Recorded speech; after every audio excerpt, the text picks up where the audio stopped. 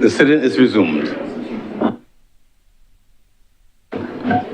Mr. President, order number 9, in name of the Leader of the Senate to move the second reading of the Road Traffic Amendment Bill 2026. Senator Cummings. Thank you very much, Mr. President. This is really a two-page bill before the Honourable Senate, and I want to get into the very specifics of what the bill is calling for. In the first instance, Mr. President, there are two elements to this already passed bill, and it simply seeks to implement that which was there before. Now, in this bill, Mr. President, at Section 79, we are proposing to make changes to remove references to the words him and he, where the reference should really be to the Barbados Licensing Authority.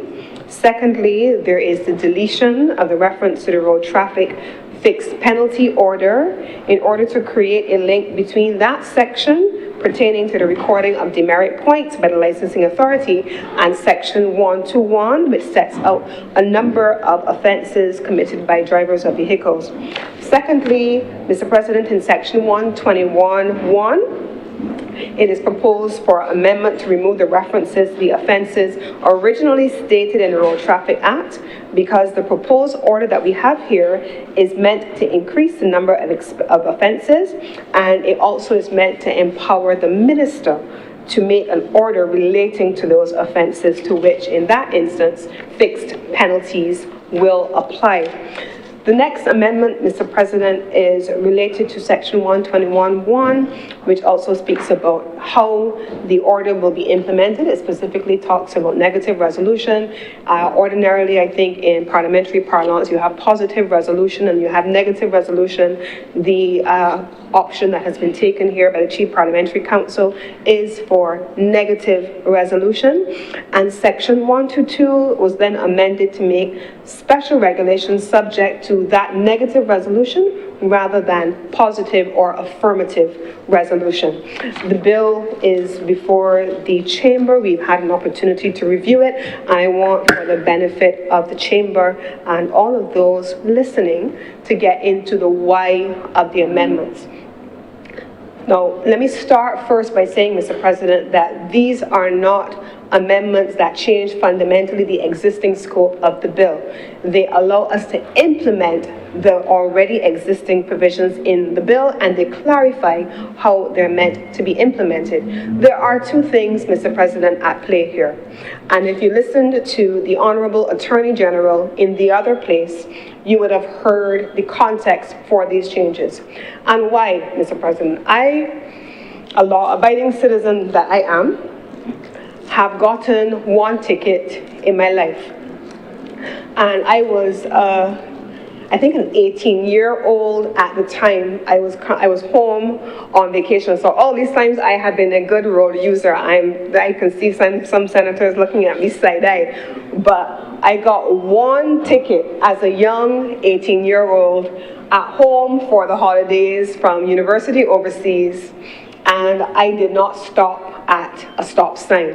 It was right in the back there, actually, in town where going places used to be back in the day. And I came to the end, and I came to a rolling stop. I didn't actually stop. You know when you're young, you're feeling yourself, and you're behind the wheel, you're behind the wheel of a car, your parents' car, and you're moving. And so I got to the stop. There was nothing coming. It was a one-way street, and there was traffic that could only come from one direction, and there was nothing ahead of me.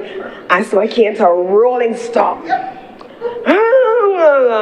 Police siren. Man stops me. Pull over, and he tells me, because he was looking at me and seeing the youth in my face, right? So he's got this little way here now. And so he says, "Can you see that sign back there?" "Which sign, sir?" "There." He says, "It's a red sign right there on the post. Can you read it?" And he said, "Do you know what it says?" He said, "S-T-O-P. Do you know what that means? Stop." So he stopped me. And this time now I have fear and trembling because I drive in my mother's car. And I don't want to have to go home and tell my mother that I got a ticket for her car at 18 years old because she can be vexed. So I honestly don't even know. I talked to the man, talked to the police officer. I was very polite. I was young enough, and my mother always taught me to be respectful to my elders. And so I gave him all the information he wanted. I engaged with him. I accepted the correction as was necessary at the time. I was not wrong and strong. I was not powerful, foolish, and I went on about my business. I don't know what happened thereafter. I can't tell you if I ever actually got a ticket. I can't tell you what happened in the mail, if something ever came to me in the mail. I don't know. But in contrast, Mr. President, fast forward several years later, I was driving in the passenger seat this time of a friend's car in South Africa. And we were driving on a highway and he was speeding for sure. And police stepped out on the side of the highway with a traffic gun and pulls him right over. Extraordinarily polite, extremely professional. And he said to him, "Do you know why I pulled you over? You were speeding." And he talked him through, he showed him what the radar message registered his speeds at, and he issued him with a ticket. My friend at the time was able to decide on the basis of that ticket that he got whether he was going to pay the ticket immediately online, which he could have done, or if he was going to contest what the police officer's radar clocked him as traveling at and say that what the radar clocked you as traveling at was not true and take the matter to court. He had the option, by way of a ticket being levied against him for speeding, of paying that fine without delay or going to contest it in court. In 2026, Mr. President, that's what is before this honorable chamber. Giving Barbadians the opportunity, when faced with a traffic offense listed in the legislation, to make a decision. Am I going to humble myself and acknowledge that I did the wrong thing, that I was speeding, that I crossed lanes improperly? This morning, Mr. President, actually, I was coming down the road. I was driving down Honourable, and 2 lanes of traffic coming down. We were by Purity, and there was a woman with a male passenger in her seat, in her car, and she was driving up. But 2 lanes of traffic coming down, and she has stopped on the lane going towards Honourable. And she is carrying on and cussing because nobody in the lanes coming down is stopping for her to turn into Purity. But when I stopped, Mr. President, I stopped and watched her antics, but there's a double lane, a double solid yellow line there that she's not supposed to turn right at.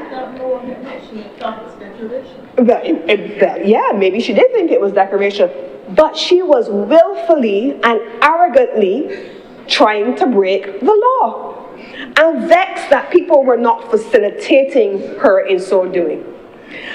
If a police officer had come up there at that time and had observed her, indicators on and all, attempting to turn across a double line, she would have had an option.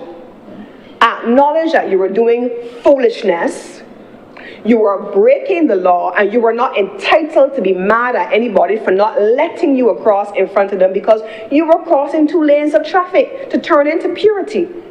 And you're not supposed to do that. Or she could decide to be willful and powerful foolish and go to court and decide to contest it. That's what this legislation gives you the opportunity to do. It gives you the opportunity to choose whether to acknowledge right or wrongdoing and to pay the fine up front.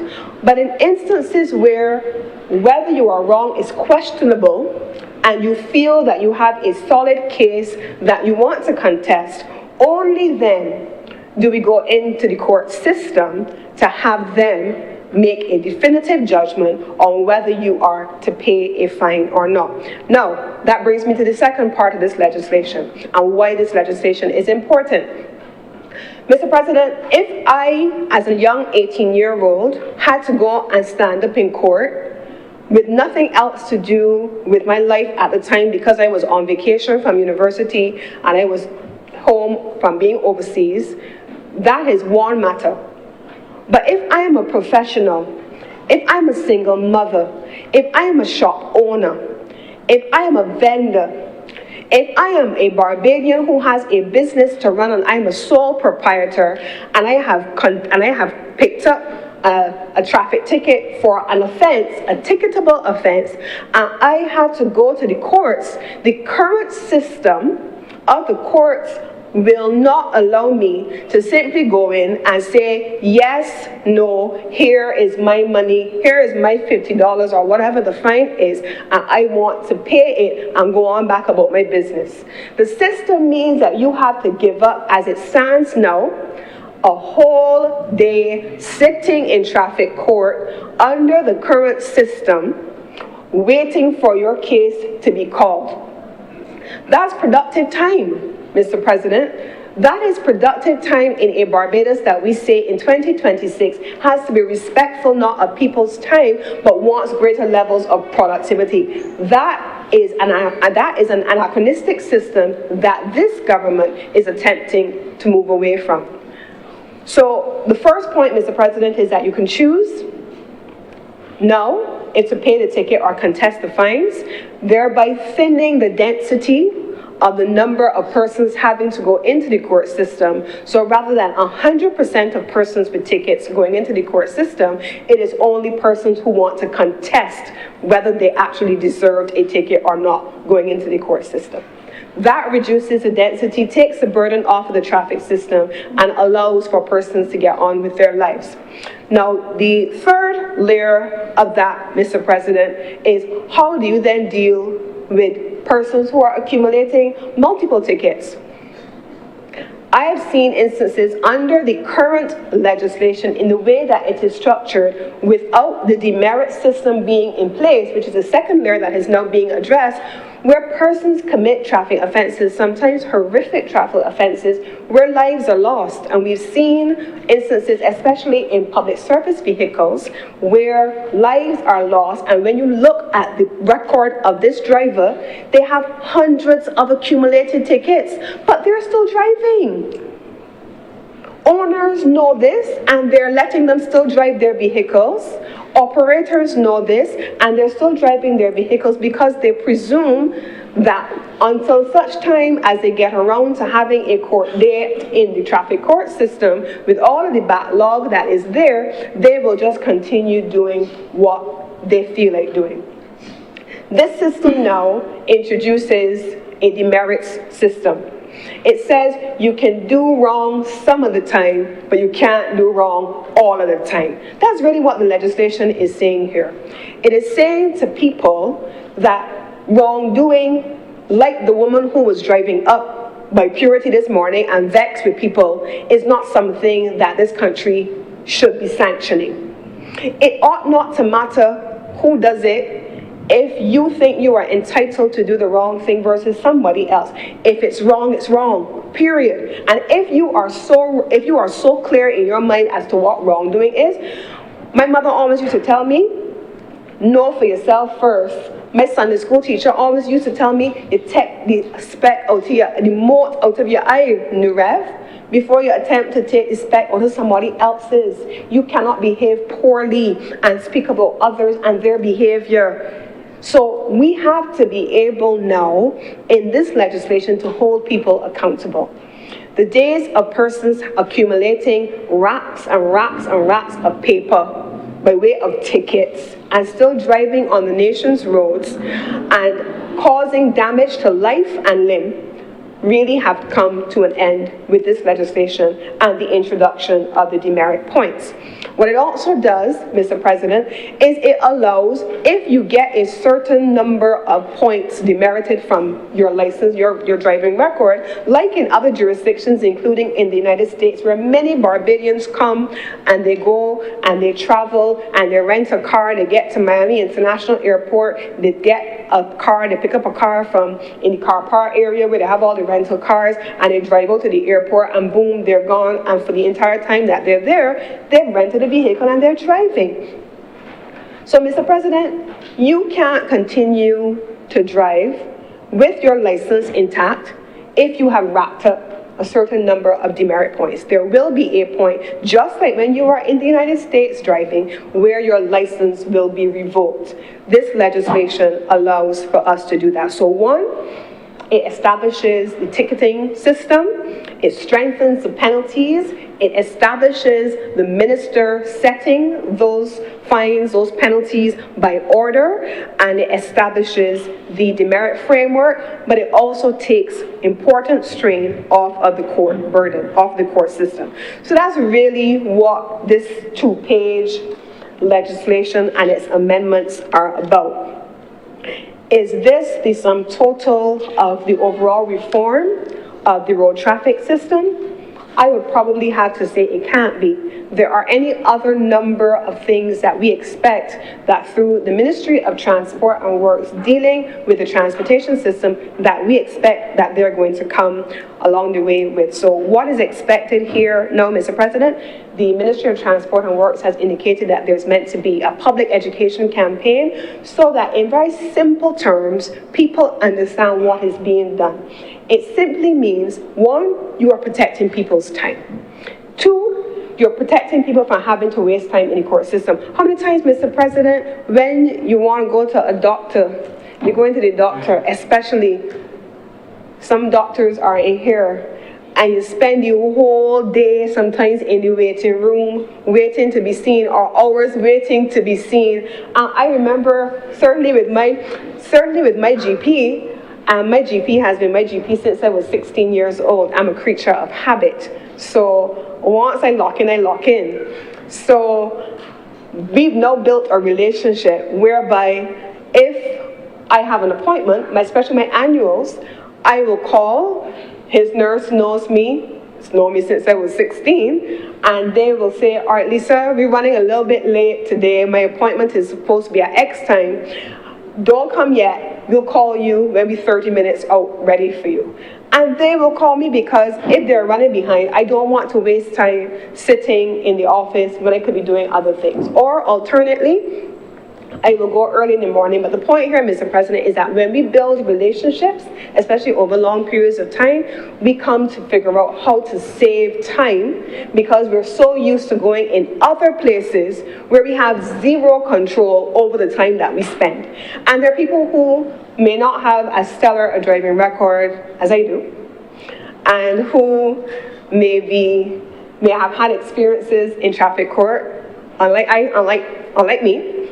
But they may have had the experience. I've heard people say, Mr. President, that they sit down and they waited a whole day for their case to be called, and then at the end of the day, they didn't get their case called, and they got to come back again. So they haven't even just wasted one full day, but they've gone back again. So, Mr. President, quite frankly, this is 2026, and I know that we're talking about technology, I know that we're talking about payment systems online, I know we're talking about making things easier, but ultimately, this is about making business in this country easier for Barbadians. This is about simplifying Barbadians' interactions with the state, so that everything, and certainly for me as the minister with responsibility for business, every interaction with the state ought not to be a pain point. It really ought not to be. Every interaction with the state ought not to be something that you have to hold your head and say, Lord have mercy, let me prepare myself to go in this government office now. I really want to have to deal with that. This takes a lot of that away. And it gives people the opportunity, Mr. President, to choose how they want to interact. Do I want to interact online?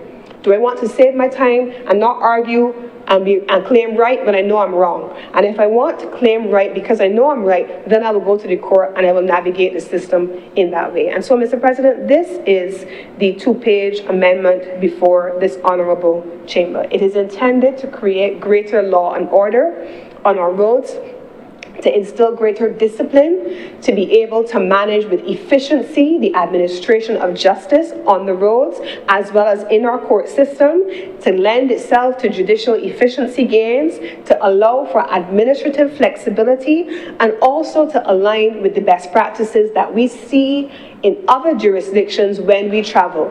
It aligns, Mr. President, with the experience that I described over 15 years ago in South Africa. It aligns, Mr. President, with the last person in this honorable chamber who went to Miami and rented a car at Miami International Airport and drove out. This is what we see everywhere else we go, and Barbados is now introducing this system. And so I want to support this legislation, Mr. President, obviously as the one who is introducing it, and beg to move that this bill be read a second time. The question is that this, any more speakers? The question is that this bill be read a second time. Will those honourable senators in favour please say aye? Aye. Those against please say no. You think the ayes have it. Mr. President, I beg to move that you do now leave the chair and the Senate resolves itself into committee for further deliberation on this bill.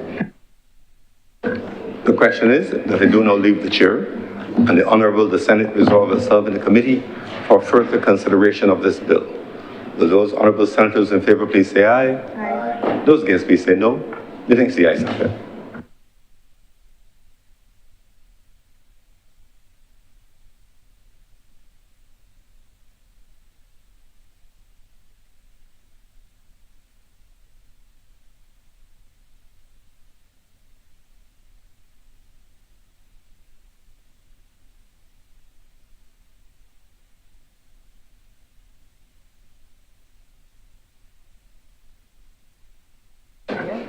The Honourable, the Senate is now in committee.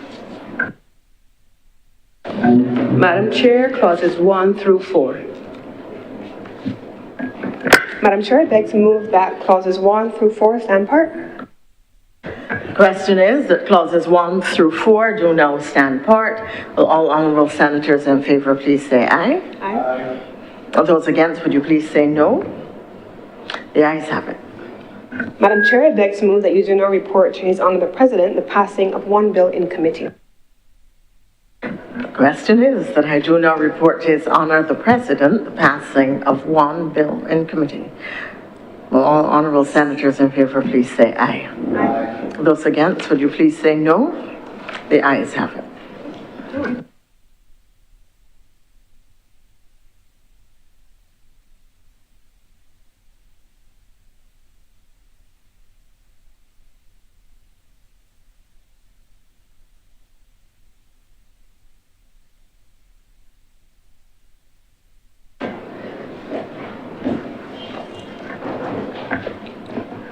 The President has reported the passing of one bill in committee.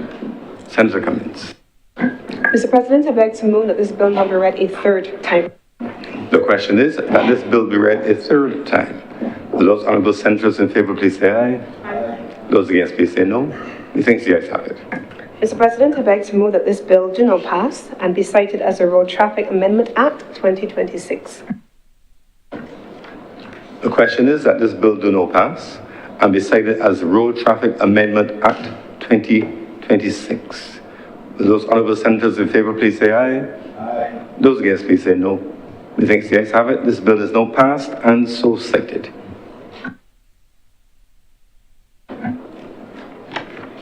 Mr. President, order number 10. In the name of the Leader of the Senate, to move the passing of a resolution to rescind a resolution passing by the Honourable the House of Assembly on the 19th day of July 2022 and the Honourable the Senate on the 10th day of August 2022 and published in the Official Gazette as resolution number 17/2022 on the 18th day of August 2022 to approve the vesting in the National Housing Corporation of 2 parcels of land situated at Sergeant's Village in the parish of Christchurch in this island for a public purpose, namely housing development. Senator Cummins. Mr. President, I beg your permission to treat to orders number 10 and 11 as a cognate debate. The question is that orders number 10 and 11, 10 dealing with the resolution to rescind the resolution previously passed, and 11, to pass a new resolution in relation to the same parcel of land. For the benefit of those in my hearing, the two matters, if the Honourable Senate agrees to be debated in terms of the policy issues, however, they'll be voted on individually as per our rules. The question is that items number 10 and 11 be dealt with as a cognate debate. Will those honourable senators in favour please say aye? Aye. Those against please say no. Methinks the ayes have it. Accordingly, we will treat items number 10 and 11 as a cognate debate. Senator Cummins, please proceed. Thank you very much, Mr. President. In 2022, in this honorable chamber, I actually went back to my notes on this bill from 2022. I went back to my notes, yeah. And at the time, the resolution on the vesting of this piece of land at Sergeant's Village, there were a couple of things that I made reference to at the time. We talked about the fact that the acquisition of 1,222.2 square meters in one instance and 5,798.8 square meters in the other instance, constituting a total of 7,021 square meters, was being vested for the purpose of creating housing opportunities at Sergeant's Village. In my notes, it tells me that I said we were back at the House to vest the parcel of land in the National Housing Corporation. That is what was said in the other place, and it is what was said in this place in 2022. It said at the time that this is government's main housing executing arm, and they are intent on providing housing solutions for Barbadians. It went on to say, Mr. President, that the lands to be vested in the NHC at the time were formally owned, and it listed the names of the persons, and they were shown on a plan dated August 26, 2021, and recorded at the Lands and Surveys Department on September 1st, 2021. This was the basis on which the Attorney General certified that the resolution was fit to be introduced into Parliament, but by way of Cabinet's approval for, as I said, the vesting of these lands in the NHC. Fast forward to where we are now, Mr. President, because despite what was said in the other place, and despite what I know was said in this place in 2022, by way of administrative error, what was published was not what was debated, and it was not what was approved by the Parliament. And I chose, Mr. President, to make sure that I anchored this debate today, because I had to go back to my own notes and to my transcripts from 2022, which did say at the time the land was to be vested in the National Housing Corporation. This, however, was not what was published, and the impact of that, Mr. President, as things happen, these things can happen, but the implications of them happening are sometimes dire for persons down the way. And here is where I start, Mr. President, because the persons in Sergeant's Village who are hoping by the end of this month to be in a position to have the housing solutions that have been built in the intervening period as a consequence of, one, the acquisition, two, the vesting as debated in both chambers, that those persons are now in a position where clean title cannot be transferred because of an administrative error when it reached the Gazette. And so what was published is not what we in this chamber debated or what the other place would have approved. And so as a consequence, Mr. President, it became clear that the published resolution contained two specific errors that required both the Cabinet to rectify it, which the Cabinet did late last year, and the Parliament now has attempted to rectify. It inadvertently omitted to state the entity in which the lands were to be vested, namely the NHC. Equally, Mr. President, it assigned the lands to the persons who originally the lands had been acquired from and not from the state. The lands had already been acquired by the state, and it made incorrect reference to the two private individuals that I mentioned before. And so in consultation with the Parliament, the clerks, whose judgment we are all guided by as to how best to proceed so that clean title would not inhibit the handing over of these properties to persons who are eagerly awaiting them being handed over to them, the Clerk of Parliament gave advice that recommended that the errors and omissions in the document purported to have been passed, but the transcripts don't support, purported to have been passed in the two houses of Parliament should therefore have amendments made, and that the corrected resolution should be placed on the order paper and the original one rescinded so that it was absolutely clear and title was absolutely clean to allow for final handover to the ultimate beneficiaries, who are those Barbadians who are anxiously awaiting their homes. And if many of us would recall those moments where we have the benefit of getting those keys to a home for the first time, this is something that I think we all want to be able to support on behalf of Barbadians.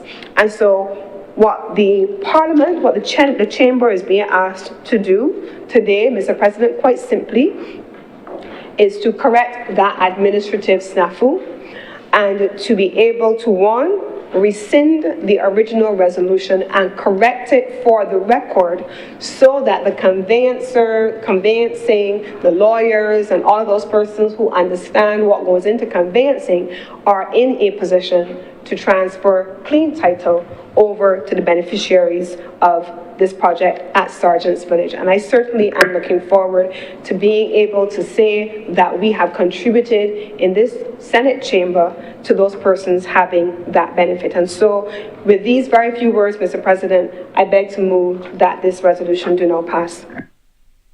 Thank you, Senator Cummins. Senator Waters. Thank you, Mr. President. This resolution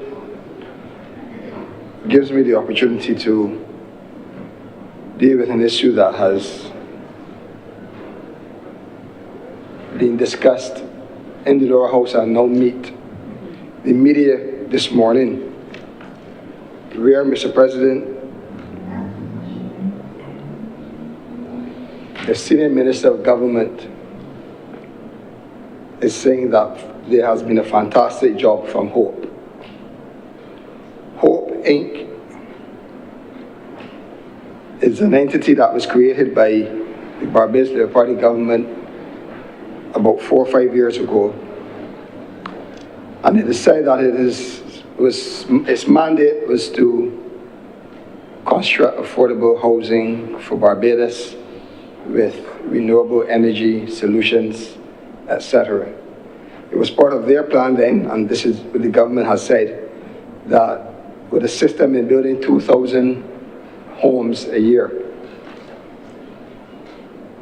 It was revealed by the leader of the opposition that there was something fishy with the happenings in Hope. He spoke about the high consultancy fees. He spoke about not having clear title for some of the properties that they were hoping to develop, among other things. So much so, Mr. President, that the Prime Minister herself indicated to the public of Barbados that she would ask for an audit of Hope. Nevertheless, Mr. President, the audit office did produce a document, and the document is entitled "The Special Audit on the Building Programs of the Home Ownership Providing Energy, Inc." Mr. President. And that was laid in Parliament. But Mr. President, seeing the remarks from this senior minister and hearing some of what he said in Parliament, it is my duty to correct or to guide Barbadians to the content of the Auditor General's report.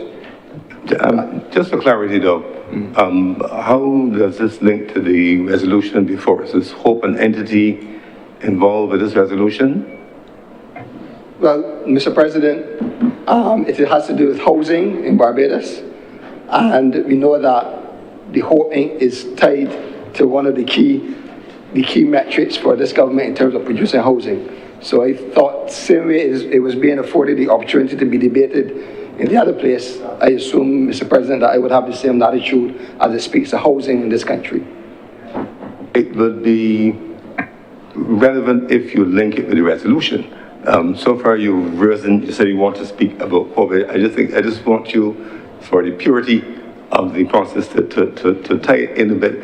Yes, there are many aspects of housing, but just make sure that you make some connection with the resolution which is before us, even if that then involves some hope. Yes, Mr. President. As I said, it's part of the government's housing plan to develop housing, and the report, Mr. President, that I'm referring to speaks about directly developing housing in this country as well. Mr. President, the question around housing has to do with money sent to an entity that has the responsibility to do just what is being done in Sergeant's Village, Mr. President, which is to create housing for citizens, or low-income housing for citizens. But Mr. President, to elaborate a bit on what has been happening at the Hope project is to give clarity to what the Auditor General found at Hope. And if you allow me, Mr. President, I would not be long. It is really just to give some clarity and balance, as with this morning, where we had some discussions back and forth on our own perceptions of what is happening in tourism. And what the Auditor General said, Mr. President, is that with this whole project, there were no clear objectives or clear milestones set to deal with key performance indicators. Mr. President, $64.5 million of taxpayers' money was committed to the government to enfranchise low-income earners so that they could afford a home. Mr. President, it was revealed that the state was then exposed to legal claims and possibly compensation, given the fact that they proceeded with transactions which they had no authority to do, Mr. President, and in some cases where there was no clear title. Additionally, Mr. President, the decisions taken by the management at Hope also put additional burden on taxpayers, because the Auditor General identified that $37.8 million in additional costs would have been taken, would have to be going into the project to build homes, choosing precast over traditional block construction, Mr. President. So, Mr. President, to fulfill a mandate to use our limited resources to expand into areas of Sergeant's Village or other constituencies across the country, we need to understand that funds are put at the disposal of government so that they can be prudent in this mandate.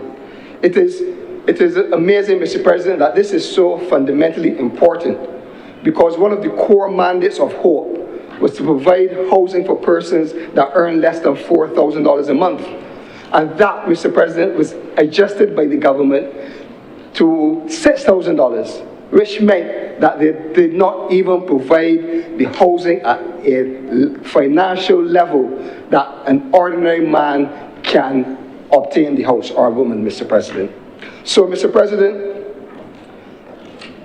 without even going into the structures at Sergeant's Village, without even going into who was the contractor and if there were small contractors or if there were large contractors, if there were precast buildings, or if there were traditional block construction, Mr. President, the fact remains it's critical that Hope Inc. continues to be questionable by the people of this country, and that there is a grey cloud hovering over that entity called Hope Inc., which persons that pay taxes in this country would like some answers to. In addition, Mr. President, the renewable energy promise also failed. We understood that almost every household will have a renewable energy solution on it, and the Auditor General found that 2 homes had renewable energy solutions on them, Mr. President. What is more disturbing is that the National Housing Corporation, in which land is being invested in at Sergeant's Village, Mr. President, also, it was reviewed by the Auditor General that they sent $3.5 million to Guyana for about 60 homes to be built. This is hardwood homes, Mr. President.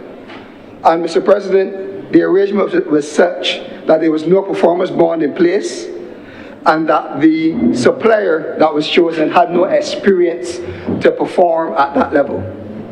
So this is, the government then actually put our financial resources at significant risk by entering into that arrangement. But additionally, when the homes finally arrived to be assembled, Mr. President, there were missing key parts, they were incomplete, and it is estimated by the Auditor General, Mr. President, that the government will lose $125,000 per home.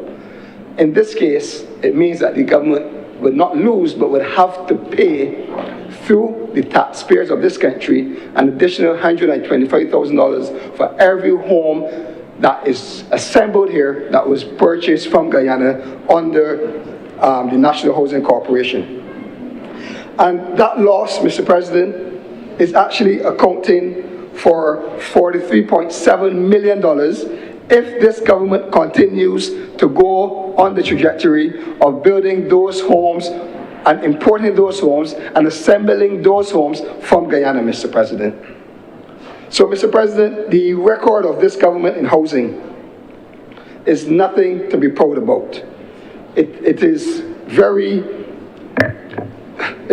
disheartening that a senior minister would get up and say and make those claims, those glowing claims about Hope Inc., Mr. President, because the facts are there, and I would urge every Barbadian to go and read for themselves the report.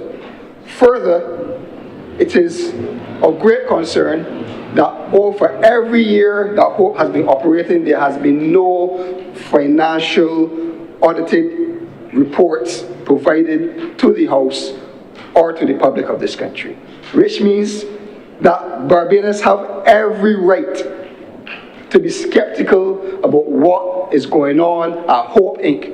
as relates to the financial mismanagement, as relates to the contracts that they enter into, and as it relates to possible squandermania coming from Hope, Mr. President. So, Mr. President, we in the Democratic Party always encourage for affordable low-income houses. We have a stellar record between 2008 and 2018 with providing various types of housing solutions, low-income solutions for Barbadians. This government has failed the people of Barbados, and in the process of failing, they have wasted over $60 million through Hope, Mr. President, and another $20 million or so through the National Housing Corporation directly as they sought to import houses from Guyana rather than use our skilled artisans, our small contractors to build the housing stock for our people. That's another story. So, Mr. President, thank you for allowing me the time to respond. Thank you very much, Senator Walters. If there are no more speakers, Senator Cummins, please wind up. Thank you very much, Mr. President.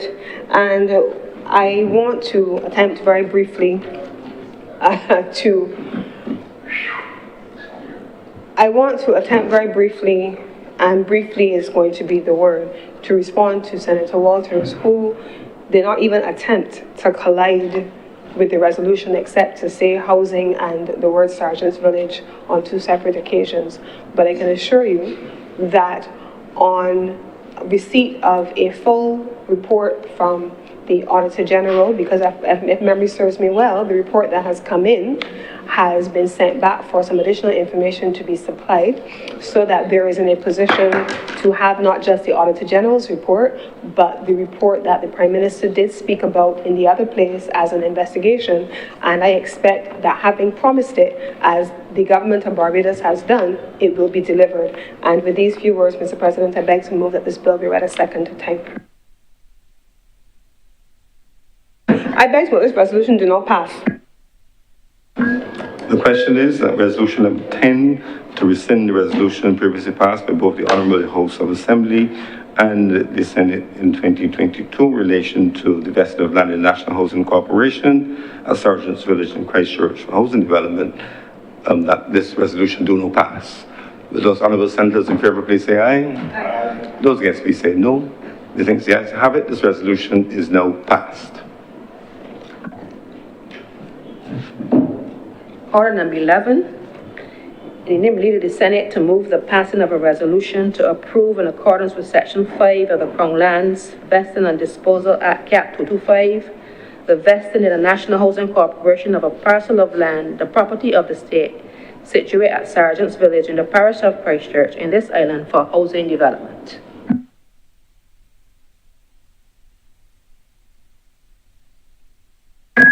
Mr. President, I beg to move that this resolution do not pass. The question is that resolution number 11 in relation to the corrected vesting details in relation to the National Housing Corporation and Sergeant's Village do not pass. Will those honourable senators in favour please say aye? Aye. Those against please say no. The ayes have it. Mr. President, order number 4, in the name of the Leader of the Senate to resume the debate on the passing of a resolution that the Parliament of Barbados take note of the 2023 to 2028 National Policy on Aging.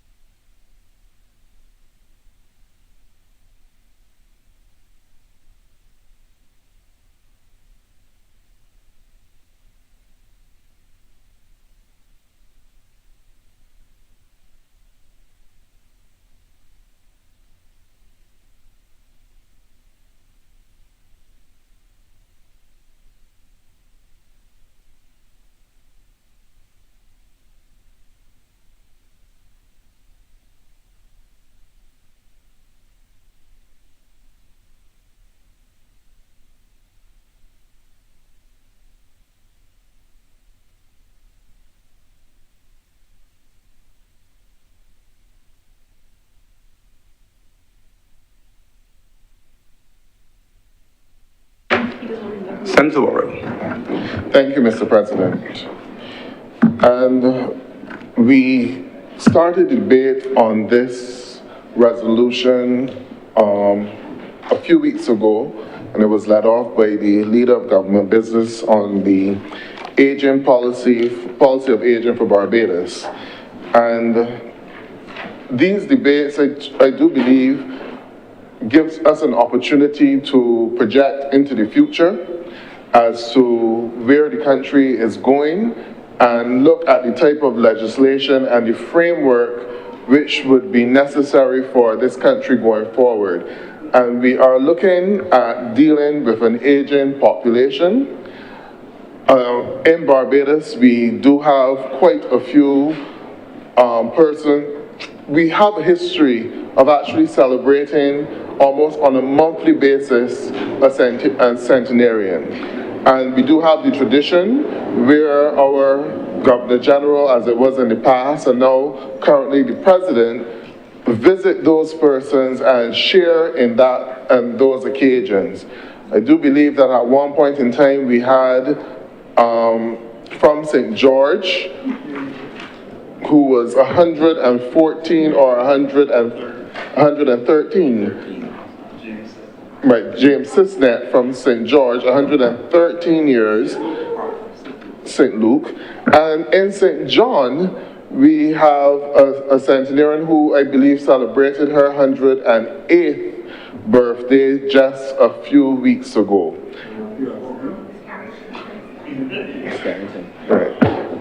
Right. So we do have quite a few centenarians all across Barbados, many of which are still batting well after that century.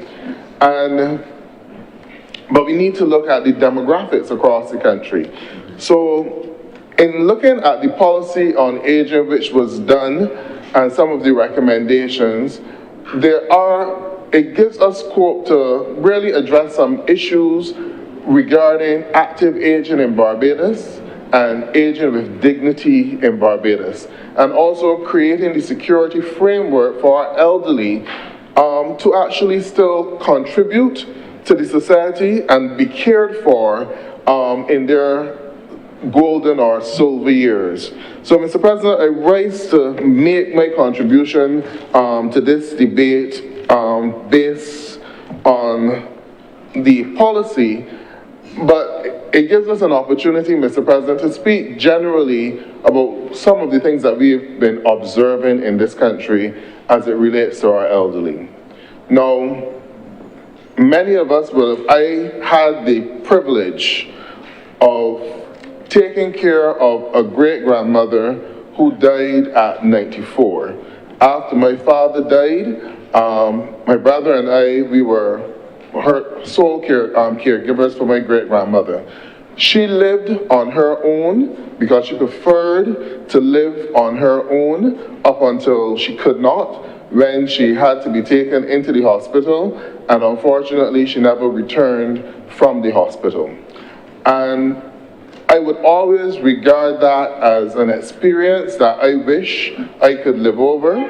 I wish that she was still here, because you got to experience that oral history, to have a great-grandmother that can tell you where she was on the day of the 1937 riots, and how she dealt with it, how someone hid her under a bed, and all of those stories.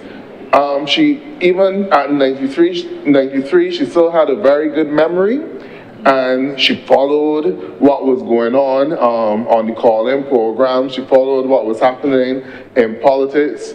At that time, I would leave work, sometimes during my lunch hour, and go to her to warm her lunch, and then come back. We are having a serious conversation today, Mr. President. So I'm not really in the interest of collecting any eggs today. So as the hens cackle, I will ignore that, Mr. President. But I believe that all Barbadians should have that joyous experience of actually being able to share with an elderly person and learn the history of Barbados as told by those persons, and how Barbados has changed, how they saw it during that time, the struggles that they went through, the opportunities which they had, the things that kept them grounded as elderly persons, because we still need to be able to share that. That is part of our culture.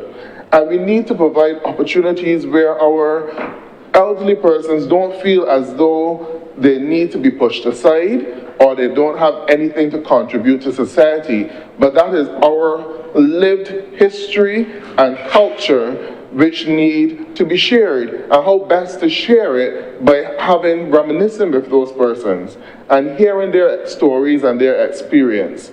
Some would still be able to tell you the best way to make conkeys, the best way to stir cuckoo to avoid the lumps, all of those things, all of those, and how to keep white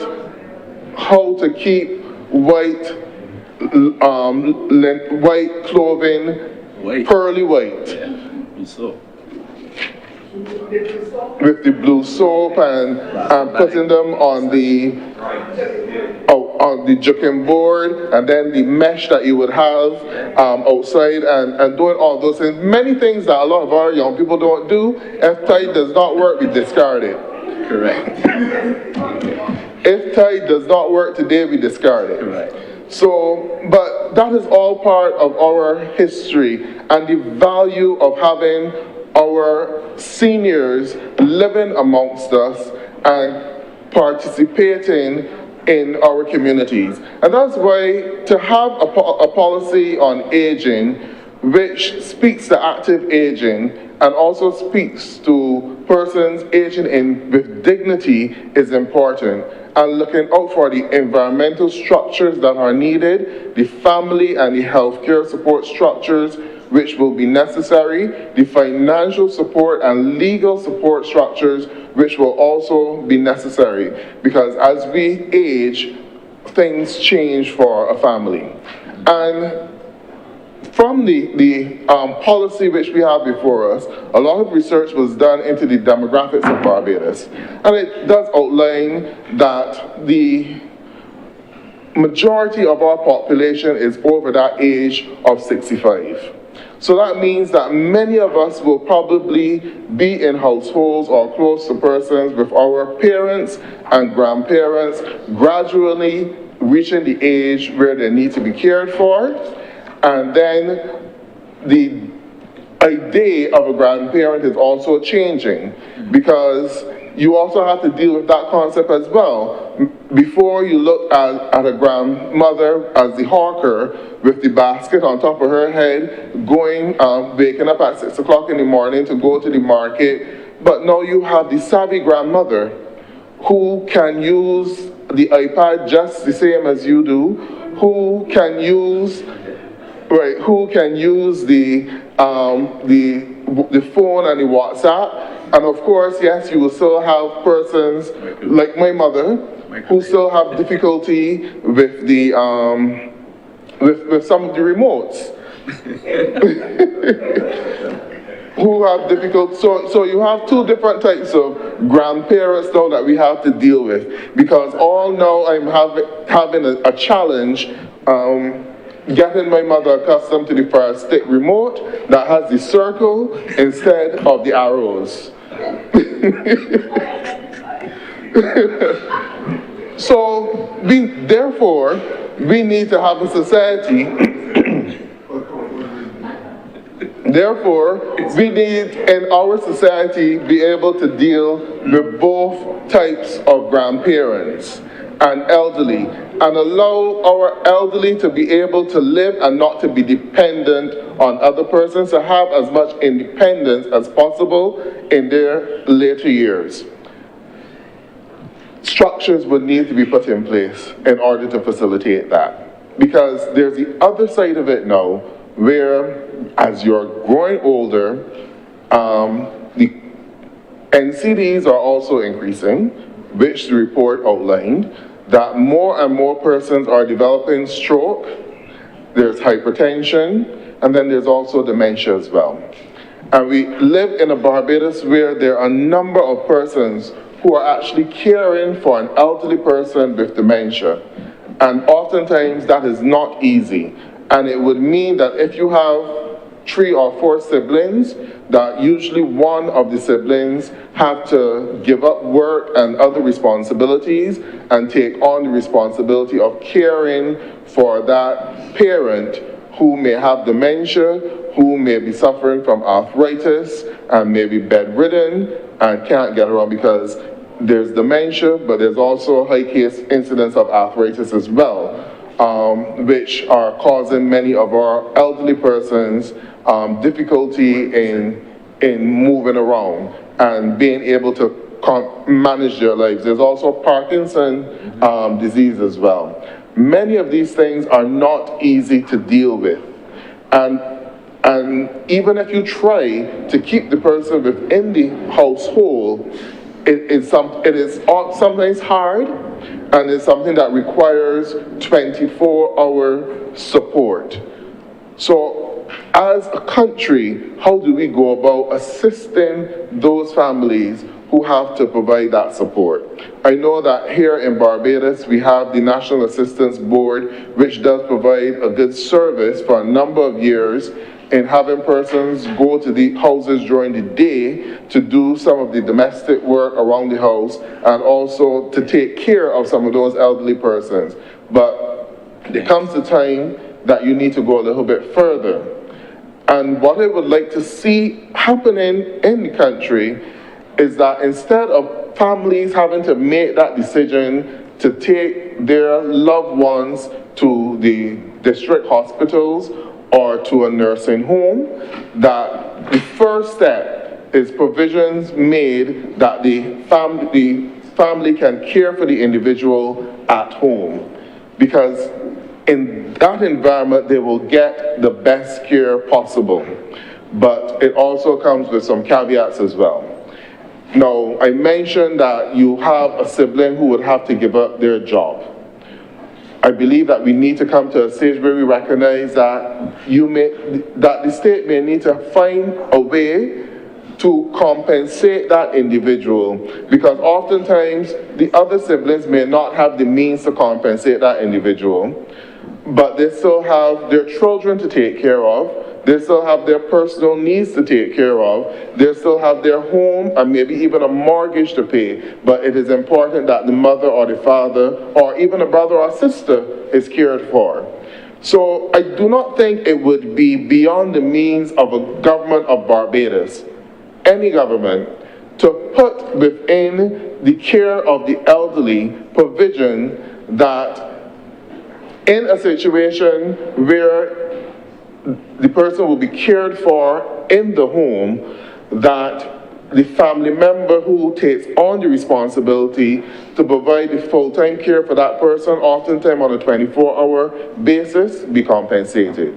Because when you look at it, it may still end up being a saving to the government.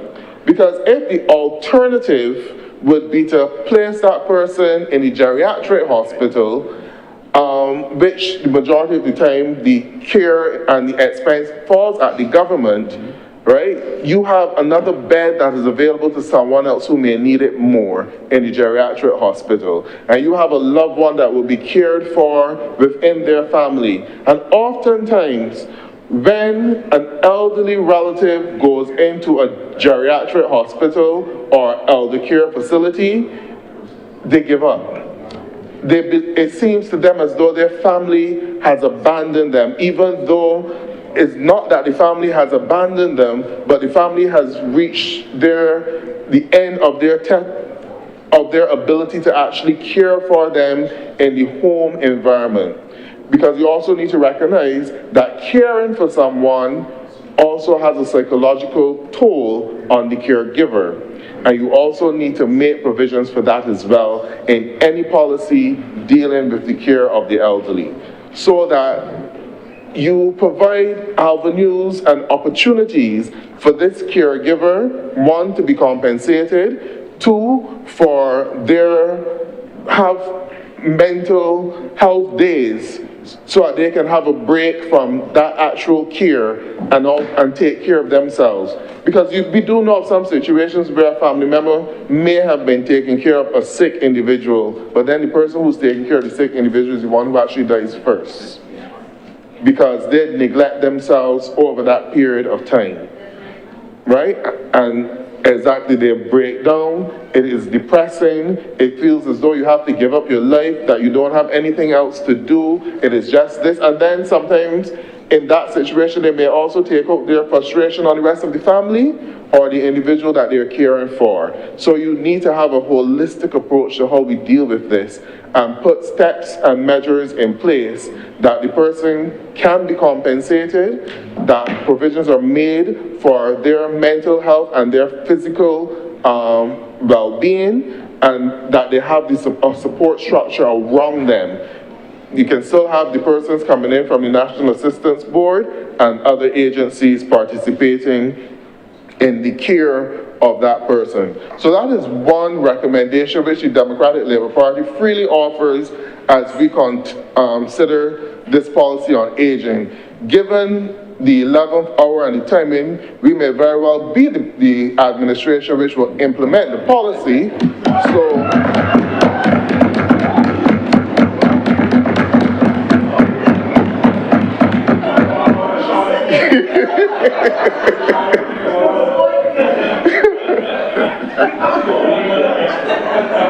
So we are freely offering to the government and to the people of Barbados an idea of our way of thinking and what they can expect from a Democratic Labour Party government.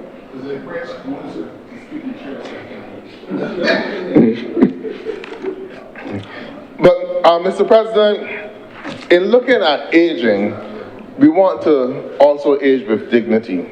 So there are a few things that we must consider. Now, we agree that we have an aging population, and the majority of our workforce will probably be in their late 50s, 60s. We have a smaller amount of persons in younger categories, 25-year-olds and so forth, in the younger workforce. And in Barbados, we rely heavily on the national insurance for the payment of pensions. So if we acknowledge that the elderly are outstripping the working population, every opportunity for a young person to work and contribute to the national insurance is going to be very important in this society. So that is one of the things that we will urge in terms of job opportunities for our young people, where they have the ability to pay national insurance and contribute to the National Insurance Fund. Now, how do we see our young people, our elderly persons, at 65 and 70? For me personally, I believe that at a certain age, after you have worked over 30 years or 40 years in some instance, once you reach the age of 60, and you choose that you do not want to get up at 6 o'clock in the morning to have to go to work or to work for anyone, that you should have that ability to retire. And this is the time, perhaps, where you can help your children in terms of raising their children. As a grandmother, that is your role in terms of helping your children to raise their grandchildren. And this is what we are missing in this society. We don't have that exchange any longer with, because many of our grandparents are out working, and we need that supervision of the children when they come home from school. I'm certain that there are many of us who would have benefited from having a grandparent or an aunt who provided that assistance to your mother, or even to yourself if your children, while you were out there working at university studying, you had that assistance within the family network, an aunt, an uncle, a grandmother who would be able to collect the children from school, make sure that they were fed by the time you get home, supervise them in doing the homework until you can make it back home from work or from studies after 6, 7 o'clock in the evening, but you know that your children were taken care of. The point I'm making, sir, is that in this day and age, to be taking our elderly persons down the road to 70 to wait for retirement, I don't necessarily know if that could be considered aging in dignity. It should be an option if you choose that you want to work up to that stage, but I am referring to the policies by the National Insurance which were introduced last year, which changed the early retirement age from 60 in 2025, and it is now 61 as of 2025.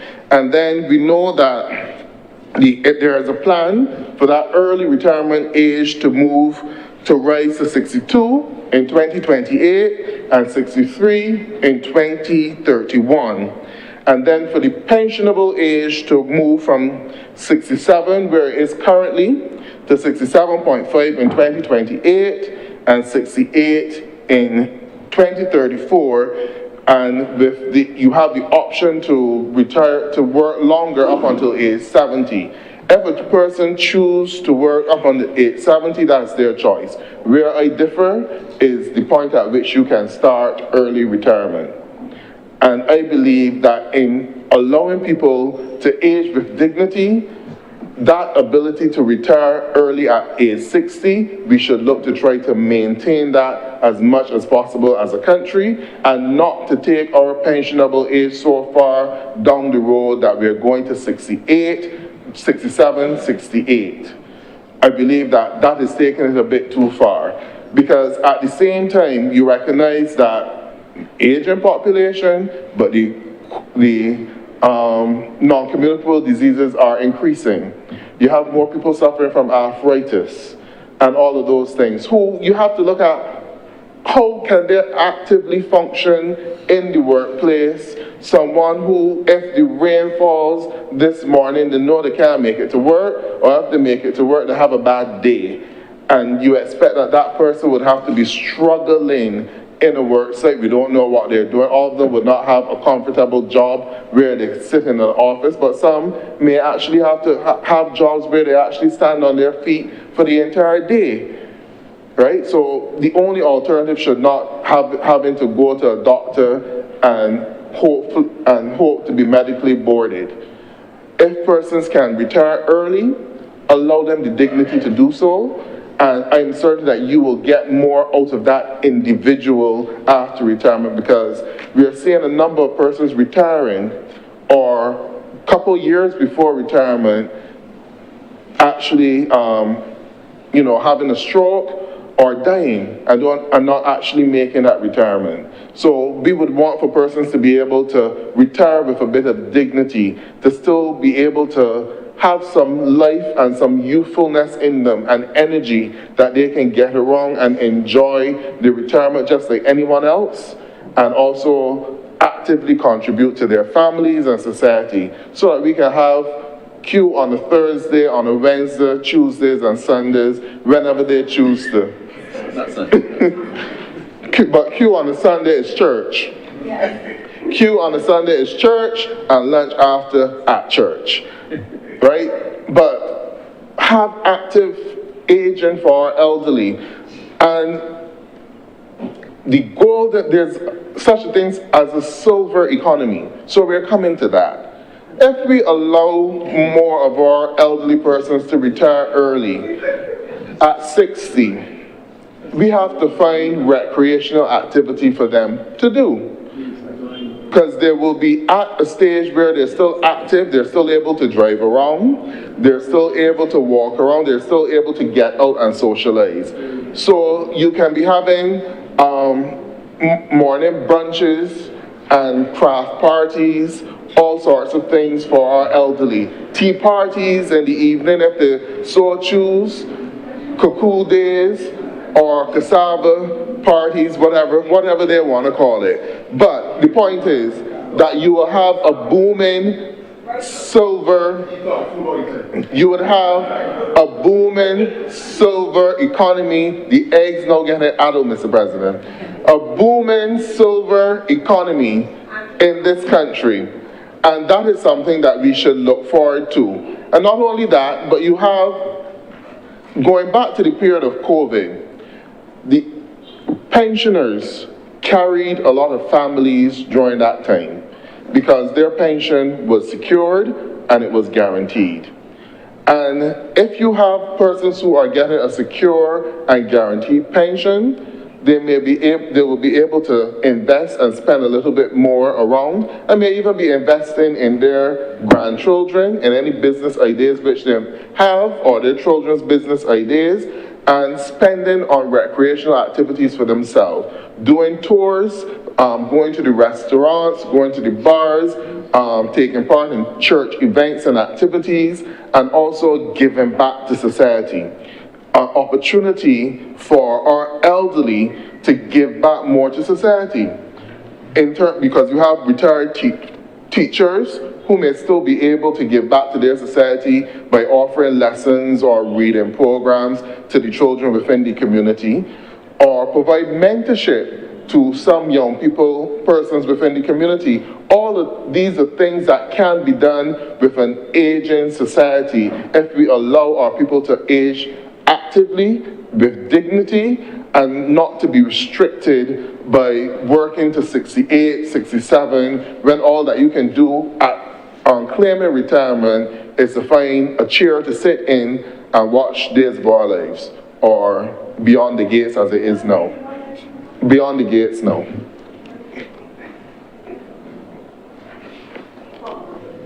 Right. But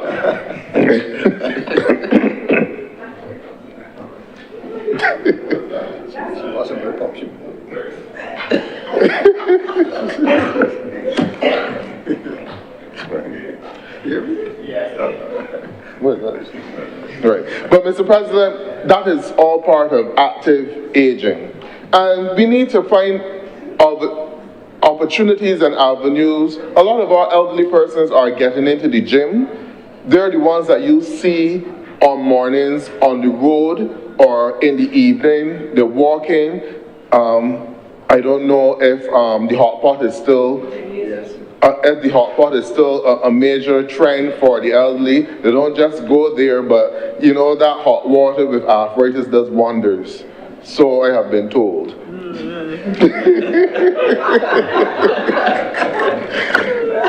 Well, it seems as though the doctors may differ, but the elderly definitely believe that hot water does wonders, and after they come out of the hot pot on mornings, they feel like they feel as though they're a totally new person. But again, it allows for recreational activity for our elderly and our elderly to get out there and to be involved in the community. We also need to look at the health situation. As you have more aging persons, you will need to have access to a wider range of healthcare services. So you may need to have wider access to the podiatrist. You may need to have more access to the chiropractor. And all of those things that you will need as persons age. And we need to develop a routine within this country where at a certain age that as part of the national insurance program that you're required to have certain tests. So we're going beyond the regular pap smear, mammogram, and also tests for prostate cancer.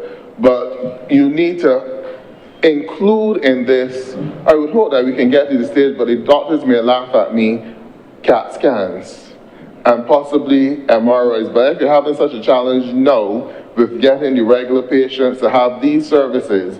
But I believe that you can see the benefit of having some of these things done on a regular basis once you reach a certain age. I do believe there's a need for a study in Barbados because there are a lot of persons, not just the elderly, who only turn up at the doctor if there's a major injury, but not realizing that they have an elevated blood pressure for a number of years, or they have an elevated blood sugar or cholesterol for a number of years, and it has not been identified, and it has gone unchecked and unrecognized. So as our society age, I believe that we need to reach a stage where once you reach a certain age, probably starting from 35, repeating again at 40, 45, and going up, that you need to have medicals, prescribed medicals, and the doctors can determine what areas need to be looked at certain ages.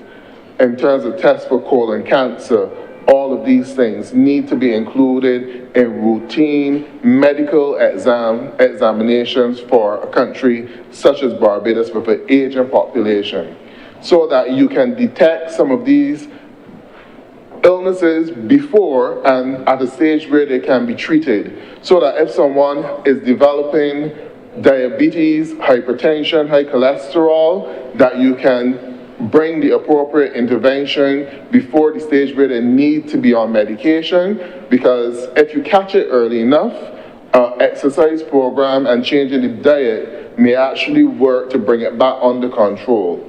But if you wait to the stage where it can only now be controlled with medication, once you start the medication, you don't easily get off. And then when you test for different cancers, and if you detect them early, prostate cancer, colon cancer, they may be able to be treated at an earlier stage and extend the life of the individual. So we need to include measures such as this, routine medical examinations, with the regimen varying based on the age range, and it will leave it to the medical doctors to determine at what age you test for what which area and go on. But that is something that needs to be done. Also, access to, I mentioned it before, but you need the chiropractor.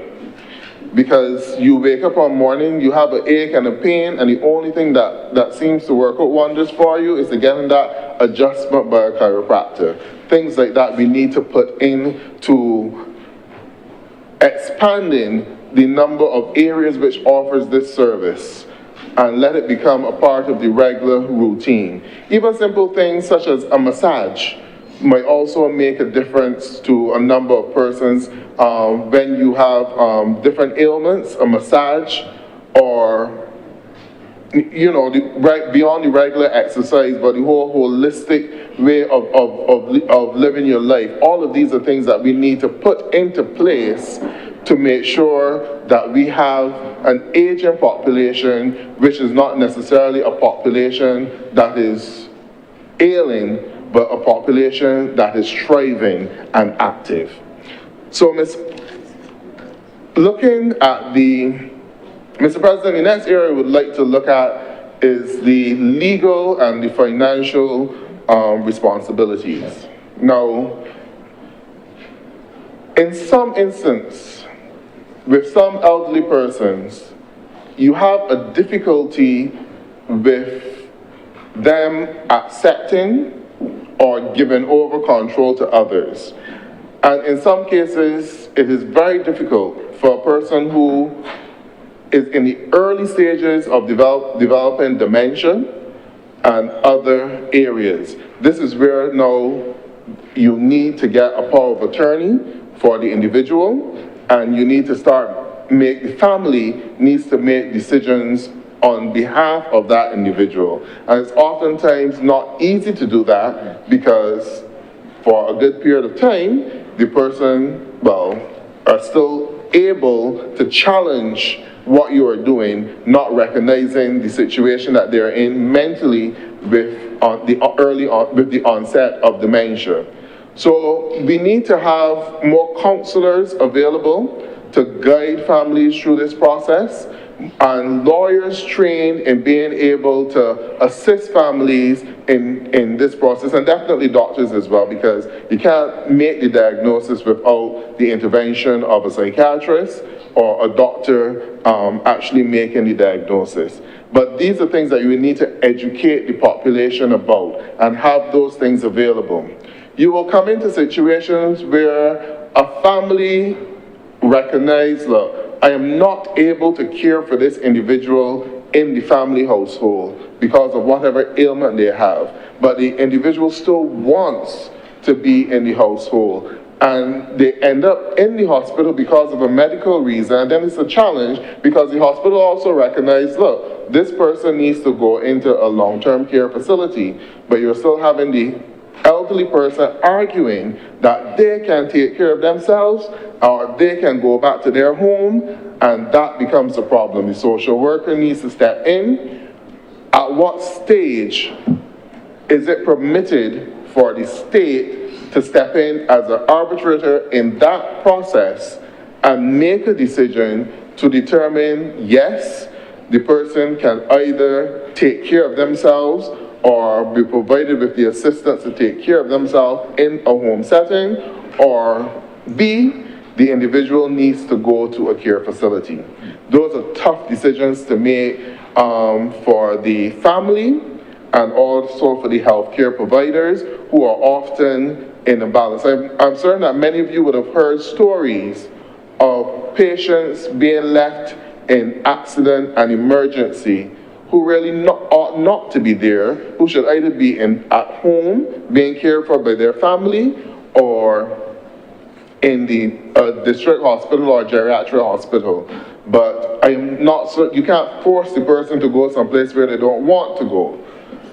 And at some point in time, we have to make a determination how best do we deal with that challenge and what provisions are there for the state to step in and guide the process so that the person gets the best care that is available to them.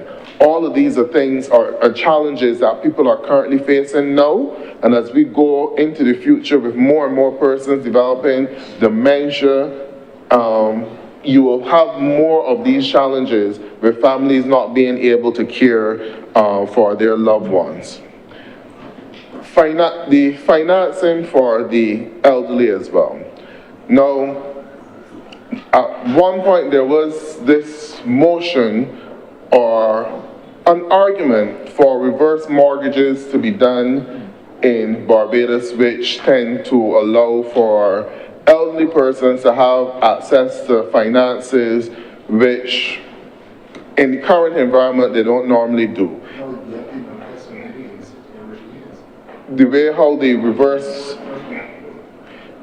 reverse mortgages would work, I believe that most people know how they work. Well, you would take out a mortgage on your existing house or property, and then after you die, that house or property will go to the lending institution. Some people argue that this prevents some families from being able to pass on properties to their children. There are some elderly persons who would want to go that route. And there's also the argument against it as well. We need to have the national discussion and education to determine which path we will take, and if it is indeed a way in which to provide long-term financing for our elderly, and which would also help them to be able to live out their life in dignity. I believe at this stage in our growth and development of this country, the care of the elderly is not only a challenge here in Barbados, but we do it a whole lot easier here and at a lower cost than what it would cost for you to take care of an elderly person in the UK or the US. So that means that there's also potential for it to be an industry that can be developed in Barbados where we can attract persons from overseas and develop elder care facilities which are more like resorts for persons from overseas to come and reside here in Barbados. It's another avenue at long-term tourism. This is something that we can do because when you look at it, what it may cost for them to be cared for here in Barbados would be a fraction of the cost if they were cared for in a similar facility in the UK or in the US or Europe. And the environmental conditions, because it can be done, they have the warm sunshine 365 days of the year. Don't have to worry about the winter if you're coming from the US, the UK, or Canada. You have access to the beaches. You could be in close proximity to the beach or part of the program within the facility with regular visits to the beach.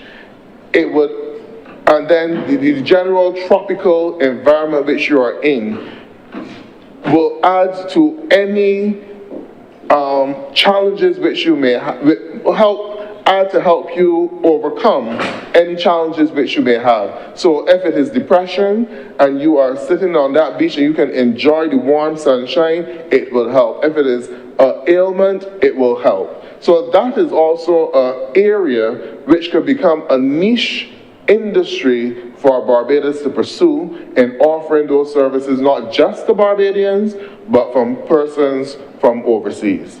And again, I say, these are things that can easily be done and need to be considered as we look at the policy on aging. So we're no longer looking at an elderly person who would be shut up in the home, but we are looking at an active elderly person who is still contributing to society and we are looking at ways of enhancing their quality of life in their golden years, so that hopefully that tradition of having the president go to visit centenarians will continue and the frequency will increase.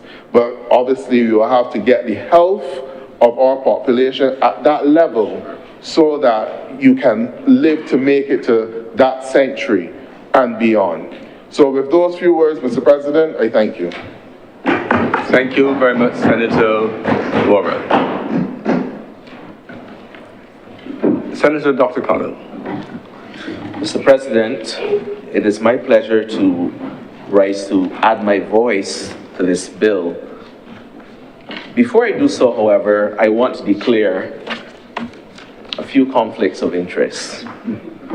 One, I work in the health fraternity, and therefore the part of the bill I was immediately attracted to looked specifically at healthy aging and that domain of health. Secondly, I suppose 20 years ago, I probably would have read this bill with a very abstract lens. But now, as I approach another decade milestone this year, there's a conflict of interest, because what I am discussing here could very well, hopefully, relate to how my life is lived in the future.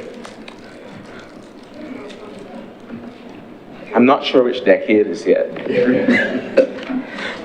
Let me just start by framing my presentation and how I hope to deal with this, and I know one member of the Senate might be accustomed to this style.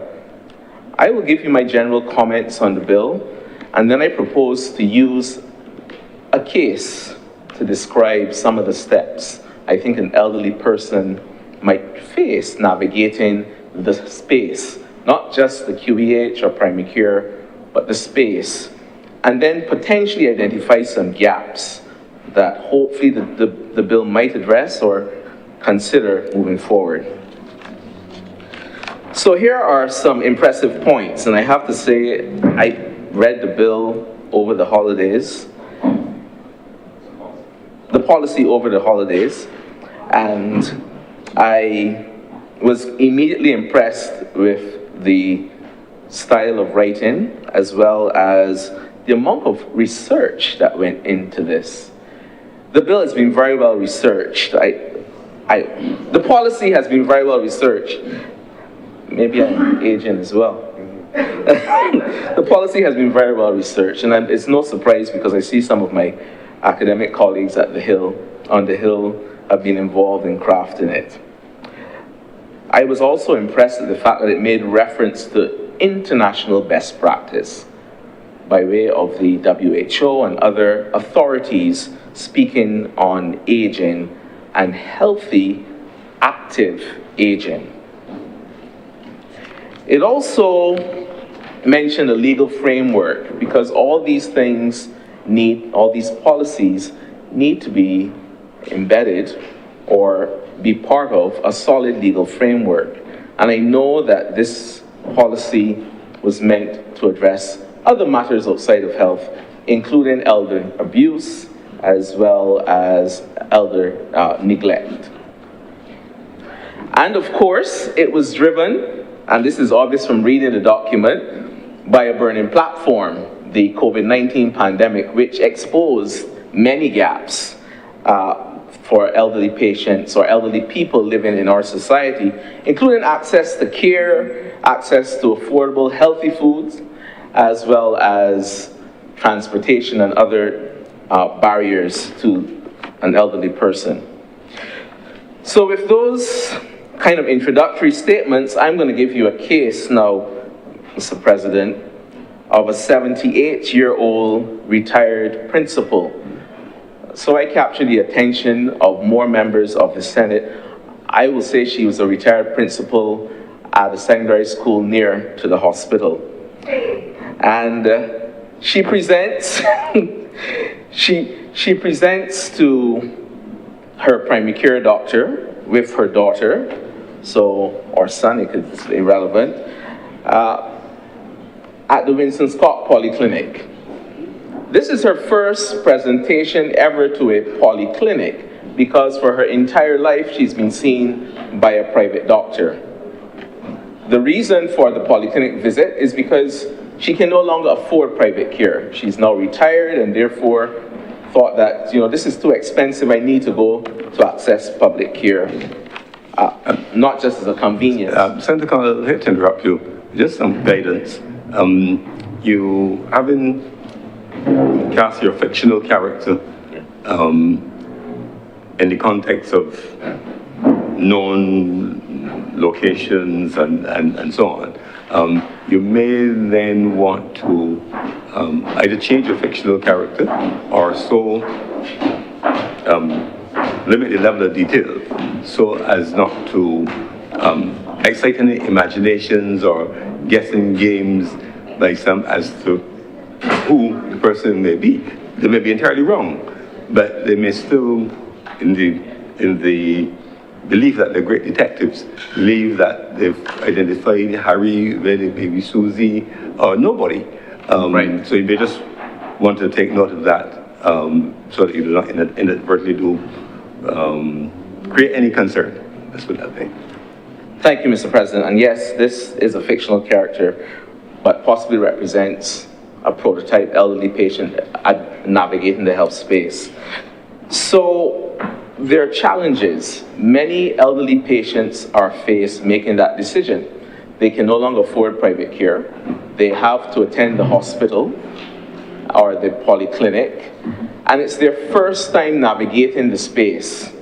It's extremely challenging. And I guess what many of us don't recognize is that there is a disconnect between private care and public care in our country. The ease of information sharing is not there. The ease of medical record sharing is not there, and so it's difficult, the first consultation. Of course, being in private care, you are afforded, I would say, a more comfortable standard in terms of things like waiting time. As most doctor's office, you usually wait for just under five minutes or so for your visit. Fictional. But of course, in public service, in public care, this is completely different. And so there's some apprehension. And every time I see a relative like this, with a patient like this, in public care, they're extremely agitated and want to know, why am I waiting here so long? This is not what I'm accustomed to when I interface with the health system.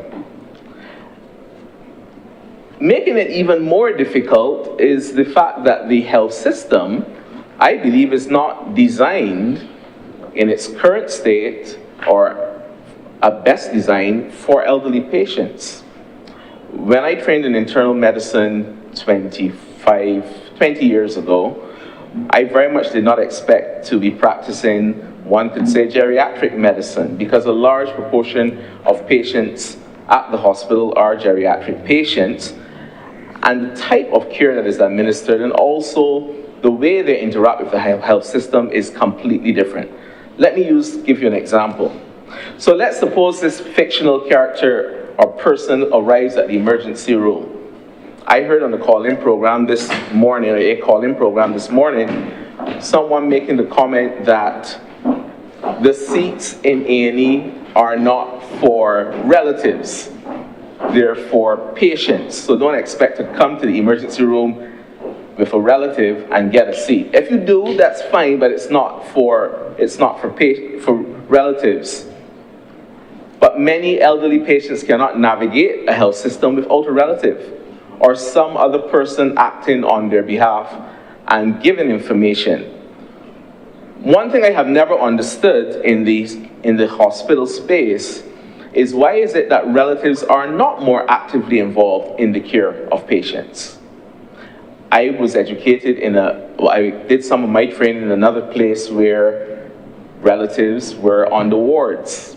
They had their own accommodation, they had a comfortable couch or something, and they were able to stay overnight. And as medical doctors and nurses and healthcare specialists, we were very glad when this happened, because it meant that, one, you had someone to assist in care. Basic things like assisting in feeding, or the common effect that happens to patients usually over 65, but elderly patients, as you come in hospital, you get what's known as a sundowning effect. You become delirious, and that we're not at risk of that happening. Or we are, because we can't see sunlight outside, but because you're not seeing sunlight, you're not quite sure, and you become disoriented, and you can become psychotic in some cases, and it can be misinterpreted and as an acute psychotic episode. These things are real. Now imagine a hospital, proposing opening the windows, a hospital with 2 nurses, and all it takes is one patient to be agitated, and that destroys the whole dynamics of the ward. Nothing gets done. The patients around this person are upset. The relatives are embarrassed. All these things happen because the health system has not been reformatted for sane. Imagine if this was not the case, where relatives in an open ward could be there to assist in care. Elderly patients are a lot more comfortable when they see familiar faces. I'm not going to comment on whether they prefer their food from at home versus the hospital food, but we know the answer to that as well. Maybe not cuckoo though. So this is a challenge. This is a challenge. Now, the hospital system needs to reset, but also the primary care system as well. Let's just imagine again, and bear with me, Mr. President, an elderly patient coming to any of our polyclinics. What is a system in place to make sure that they have the smoothest pathway through the health system? I'm not just speaking about designated parking spots, but I have witnessed firsthand, a poor old lady, she would approach a polyclinic. There's a security pathway, metal detector you have to walk through. She's not even sure what she has to walk through, so she's confused. Maybe a relative is not with her. The security guard says, empty your bag, right? Imagine you are an older person, you're just being told empty your bag, you're not sure what's happening, right? And it's difficult, And simple things like training staff how to interact with the elderly makes a huge difference. They make a huge difference. I have caught myself several times in speaking to older patients and in raising my voice. And I'm not raising my voice to say anything, and I'm saying things to them, and they'll say to me, well, I can hear you. So again, there's a bias, and training is necessary in order for this bias to be removed. And it happens, let me say, at all levels. Doctors, nurses, pharmacists, physiotherapists, it happens at all levels. So one thing I would like to see in this policy is that there is something in it that speaks to the urgent training of the health system, or practitioners within the health system, as we interact with elderly patients. It is a low-hanging fruit, and it makes the experience completely different. I want to also address another matter which I think speaks more to our hospital system, and that is the fact that the elderly are also at risk from even short periods of immobility to becoming bedridden. Many instances, someone comes in with, let's just say, a flu infection or some minor infection that younger people might take 2 or 3 days in hospital and then are discharged once they're off oxygen and they've completed treatment. An elderly person cannot do that. What then happens is this person who was ambulant and fairly self-sufficient now has to rely on their relative for their activities of daily living, because they can no longer walk around and do basic things. So that transition happens very quickly. Now, when you think about it, you are now saying to someone who, yes, might pass by and maybe assist in heating up some food, but is not living with that person, who now has a very dependent parent or grandparent they have to look after. And so many times, and I'm not saying that people should bring people to the hospital, their parents and grandparents, and leave them there, but I also at the back of my mind think this must be very difficult being faced with a new reality That when I leave here, I now have to do all of this, plus go to work, plus look after my kids, plus all the other responsibilities. I'm torn between guilt and a health system that's saying, if I leave my mom here, you're a bad person. And ultimately, we want the best thing for our parents and grandparents. There are many times I've heard relatives say, listen, if she's at home, based on what I'm seeing that's happening here, I cannot provide this level of care. I'm not trained. She's going to deteriorate. Many instances, and we all know in our Caribbean society, some grandparents or some parents may not even be as close to the kids. And as a result, there's no connection there to begin with. But again, a son or a daughter may be touched by divine intervention, that this is my parent, and whether I knew them growing up or not, I'm going to look after them. This is a challenge, Mr. President, and it's something that we have to address. I want us all in this Senate to divorce from the thought that aging is the only metric that we need to consider when looking at the elderly. Because if people are aging unhealthily, this is a huge challenge for a small island developing state like Barbados. It's not just managing diabetes and hypertension, although there are gaps in care there, but as another member has stated, it's all the other chronic conditions that come along with it, the arthritis, the dementia, the other forms of cognitive decline. Not everyone may be able to make it to the hot pot, but mobility challenges are significant. I have witnessed for myself people in my own family who are no longer able to go places or do things or feel safe to do them because of mobility challenges. But, Mr. President, they do not need to be in a long-term care facility. They don't. And I think this is a mistake where we assume just because someone cannot be 100% and that they're 70%, somehow they need to be in a nursing home somewhere. There are transitions of care. There are transitions of care. There are home units which are preferred. The preferred care is really in your home that you're accustomed to and you have your relatives around you. But you need to have the support structures in place. You can't be at home relying on National Assistance Board or whatever time come around or however frequent the visits are, or you can't be reliant on a neighbor to drop you to your appointment. If the society had these systems in place, then things would be a lot easier. I was reminded this morning as well, and I see Senator Reid here, by an elderly relative, that the other thing that patients or elderly people are at risk for is this digital divide that is occurring. I also lived with a parent who might also struggle with remote controls from time to time. But certainly, this new world of technology, and including artificial intelligence, is quite intimidating.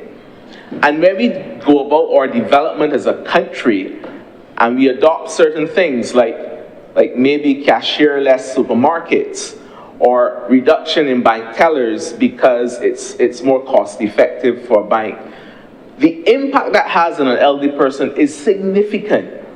Many times I've visited, I don't visit the bank many times, but the few times I've visited the bank, I have noticed that the only provision made most of the times for the elderly person in the line is the kind-heartedness of someone standing, say, okay, you go before me. Or maybe they're directed to a chair or something. There's no structure in place. When you go to a bank or a supermarket or anywhere to conduct business, and you can prove, some people may not need to show an ID, but some proof that you're an elderly citizen, you should be able to be fast-tracked and receive service as a priority. These are basic customer service things that we should be considering. The care of the elderly cannot begin and end with government either, regardless of the government that's currently in office. The whole of society has to change, including non-governmental organizations and support that they must add in this space. I speak specifically to those in the health industry, but there are others. So, for instance, the Heart and Stroke Foundation of Barbados, which is the only center in this country that does cardiac rehabilitation, the only center in this country where there's cardiac rehabilitation, and they've extended it to stroke. Who would get prioritized? We tend to prioritize those younger individuals who we say are at the peak of their productivity years. We want to get them back out to work. But what about the elderly patient who has to wait weeks for the next physiotherapy appointment, and therefore they're never going to make the maximum recovery because it is not possible in the public setting and they can't afford private care? I started off by saying that this bill was driven by a burning platform, the COVID-19 pandemic. And I also wonder whether the policy will speak to possibly future pandemics. Because as we age and the non-communicable disease burden increases, our entire society becomes more at risk in an approaching pandemic. And so things like pivoting to online shopping or shopping assistance. There are some supermarkets, I am told, I don't go to the supermarket that often either, but inside of supermarkets, there's some supermarkets where there's someone assisting some elderly persons to collect groceries and even assist them in checking out, those kind of things. But again, it's sporadic, it's not structured. Those kind of things need to be part of a system. I should be able to go on an app, Senator Reid, and say, listen, can I make an appointment to come to supermarket X on this day? Tell me what time so I can have a shopping assistant to help me to get my stuff sorted. And maybe some kind of public transportation besides a ZR to get to and from that place. These are practical solutions that we may think, because we are not elderly, are small yet, if we're fortunate. But the impact this has on the elderly, or the impact these have on elderly patients or people, is significant. I'm going to close by pointing the finger directly at some institutions who I think need to be more involved in the conversation, beginning, of course, with my own, the University of the West Indies. The aging metrics that are used to predict how social determinant systems or social support systems change will need to be revisited, will need to be modernized. We can't just be counting what percentage of people are over the age of 75 or how many people are in a clinic. Or we have to look at what are the needs of this aging population and use predictive analytics to suggest how are we going to change our society to accommodate them. The challenge is out there to the university, those of you listening, to construct and design appropriate studies that influence national development as it relates to age and the aging population. And of course, training. I developed a love for geriatric medicine when I was a medical student. And a previous member of the other place was a geriatrician. And I did not know that years later I would be practicing geriatric medicine by default because of an aging population. But there is no geriatrician currently in public service. How are we leading the charge of healthy aging if we don't have the number of experts there? So again, the challenge to the university, training in geriatric medicine and gerontology so that we can have a cadre of doctors, nurses, and other healthcare professionals who are trained to meet this need.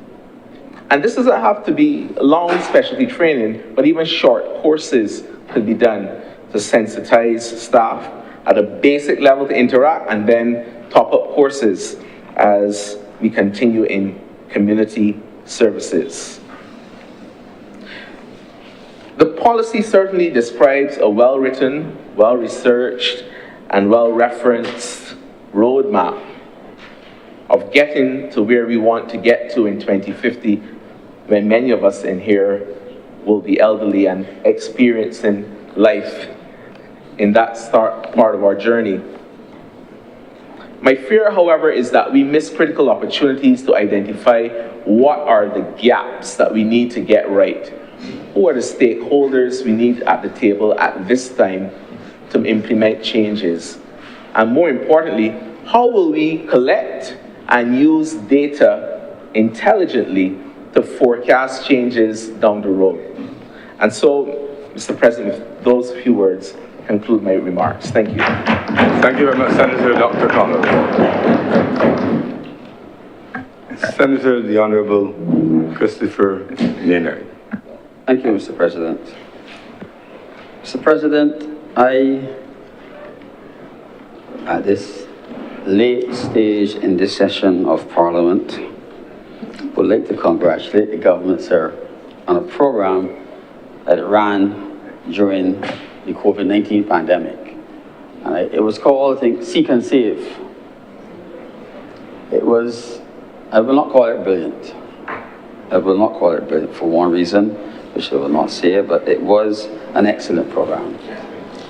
Sir, for the first time in my life, it was a time when Barbadians were confined to their houses. And it provided a perfect opportunity to gather data. Senator Reid will understand this very well. Hopefully, in my lifetime, there will never be another time we will be confined to our houses like that. But it was a program that involved a significant number of players numerically and groups, and the University of the West Indies participated. And young students, some medical students, participated in gathering the data. And I dare say some were suitably rewarded when the government gave national awards at the end of the pandemic. Sir, with your permission, I want to read one item, sir, in this resolution. And it says, whereas the government of Barbados recognizes that by 2050, 1 in every 5 persons will be over the age of 65. That, sir, is not a frightening statistic. It's a real one, sir. I have crossed that 65 bar, sir, and I suspect if you have not done so, you soon will.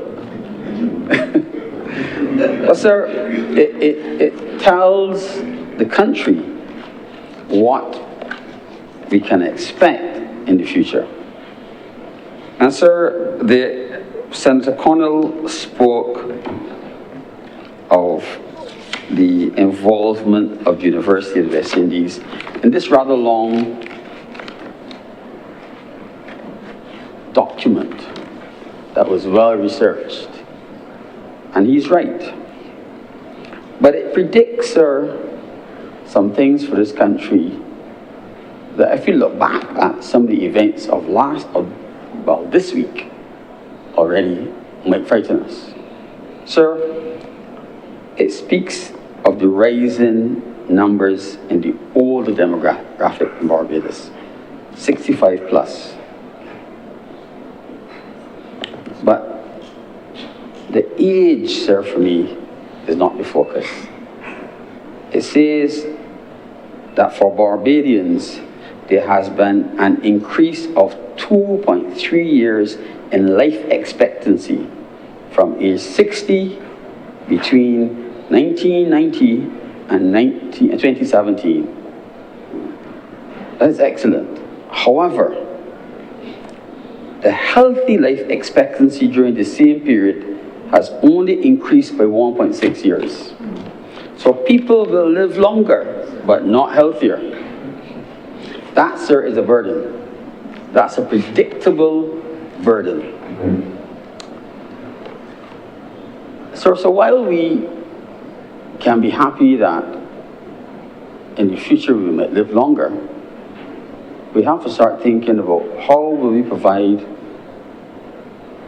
for this longer life in a less healthy state. And can a government do anything to reduce some of its long-term costs by putting some money up front? And I think, sir, that I some time ago spoke in this chamber, most likely during an appropriations bill, about the importance of purchasing and allowing medications that might reduce complications from a chronic, non-communicable disease that might cost more than the cheaper ones, but the long-term benefits will more than offset the costs in the future. And sir, that clear statement, probably to my mind, backs up that statement, that if we can predict something is going to happen and we can possibly prevent it, or rather something unpleasant will happen and we can prevent it, then we probably should. But sir, it also said that in 1990, 2000 and 2010, the population census reports for Barbados revealed a 17% increase in the size of the 65 plus segment of the population. Not the under 15s. We weren't having babies. We were just getting old. So when we came to this chamber, sir, relatively recently, and had an amendment to the National Insurance Act, and earlier on we spoke about my colleague, Senator Worrell, spoke about a wonderful possibility of retiring at age 60. I asked, how? How will we retire at age 60? What will we find in the ground in Barbados that will make this country very, very, very, very wealthy? And we have a national fund that will give people large retirement pension plans and allow them to retire at 60. Sir, it's not going to happen. We have to be realistic and accept where we are and do the best that we can to keep people healthy. But sir, in that same statement, it said that the share of older people over 65 relative to the population has increased 11.9% to 13%. It means that the Barbados Drug Service, if our rate of chronic non-communicable diseases remains the same, the Barbados Drug Service can expect almost every year to spend more money on buying drugs and paying for drugs just to sustain people. Not to stop what is happening, just to sustain them, sir. So, I glimpsed at a newspaper, I think it was today, and I've seen this thing before, where someone proposed that we should increase the taxes on soft drinks.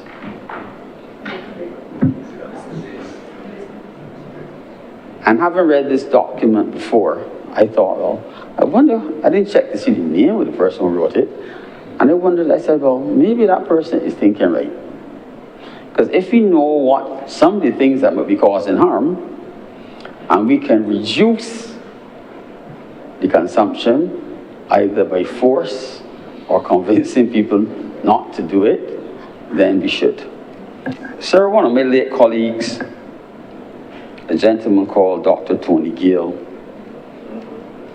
I met him when I was a medical student, and I must admit, I apologize, that I thought that he was, I wouldn't say a nuisance, I thought he was difficult. Because he came to every conference and he fought about stopping people from smoking in public places. And if you wanted a bathroom break, sir, you would go out when he was going to speak. But I recently had to admit at a meeting that this gentleman, with that constant fight, got all the bans that we now have in place. Maybe somebody, maybe some younger person not myself, and a bit line of time left for it now, needs to start that fight with the chronic, non-communicable diseases in every forum that they can. Because this noise, this constant fight, seems to eventually get people to change. If we only produce policy documents and the public at large do not hear the details, do not understand what it really means, and it's not explained to them, we'll be in the same place 30 years on, having the same document, sir. I thank you. Thank you very much, Senator the Honourable Christopher Maynard. Senator Ann Boyce.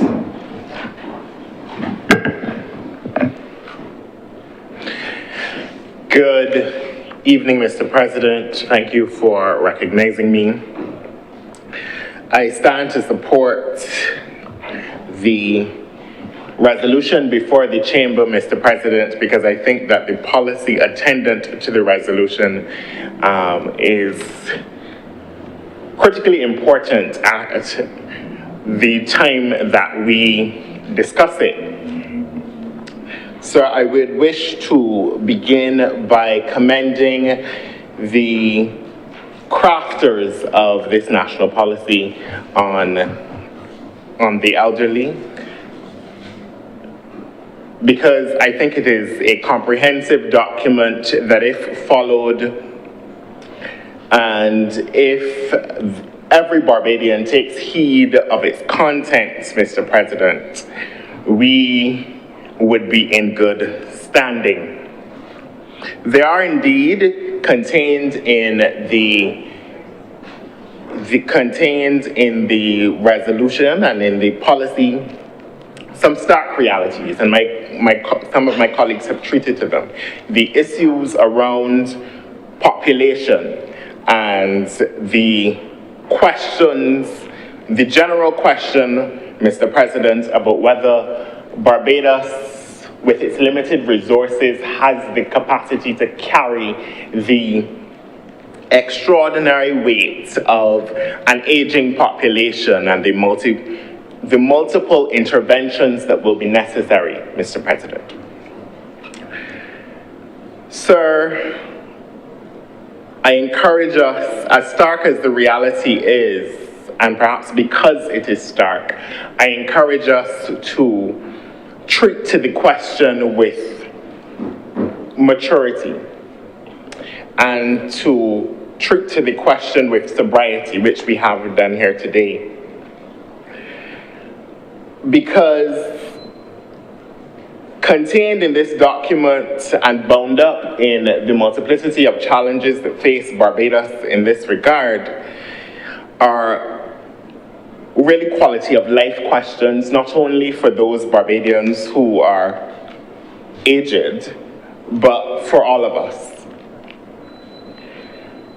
And as I was reading the document, Mr. President, I began to ponder on the question of what Barbados would and could be like, Mr. President, if indeed we heeded the calls, the multiple calls within the document.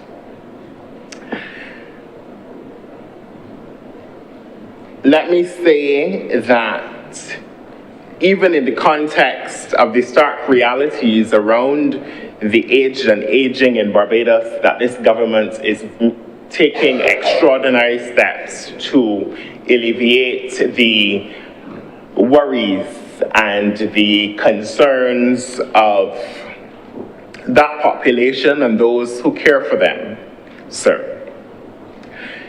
And as I say and hear all the time, I am both struck and impressed by the reality that we do not consider this in a vacuum. This policy, as you're well aware, exists alongside disability policy and the Rights of Persons with Disabilities Bill.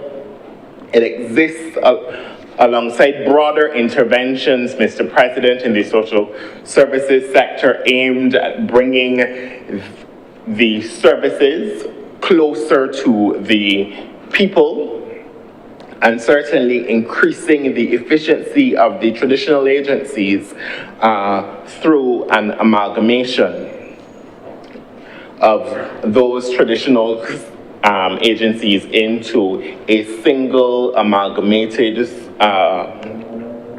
social empowerment agency, Mr. President, with satellite offices across the island. Just last week, we saw the opening of the first one at 6 Roads, and there will be others opening in short order. And I say that to make the point, Mr. President, that this government is serious about the interventions it makes in this space. It is serious about the interventions it makes in this space, sir, because the generation of Barbadians who are aged and aging, well, we're all aging, but aged and aging, have contributed immeasurably to this country. And we have the responsibility as younger Barbadians to care for them. And not only to care for them in the kind of paternalistic and traditional way that we often think of care, but also to create the enabling environment, Mr. President, for their continued flourishing and for their continued active participation in this society. Mr. President, it is why the government of Barbados is constructing has created the elder care program that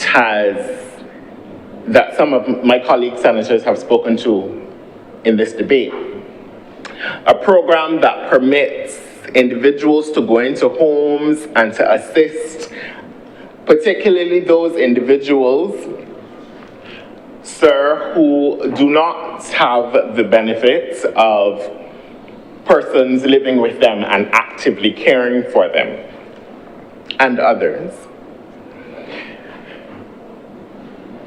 And this is an extraordinary help, Mr. President, particularly for those who are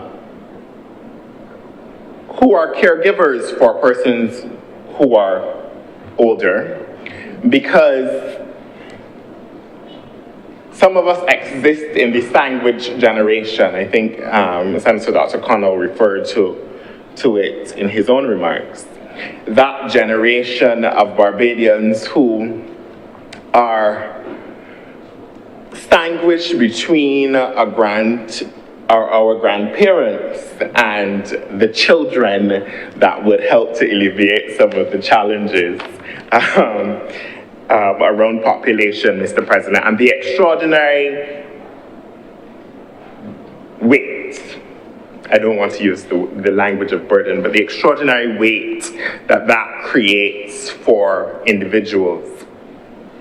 And it is those kinds of interventions that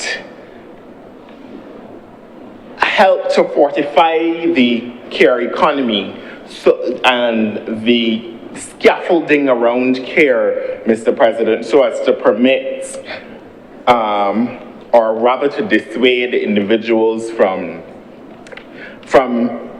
neglect in the face of that extraordinary weight.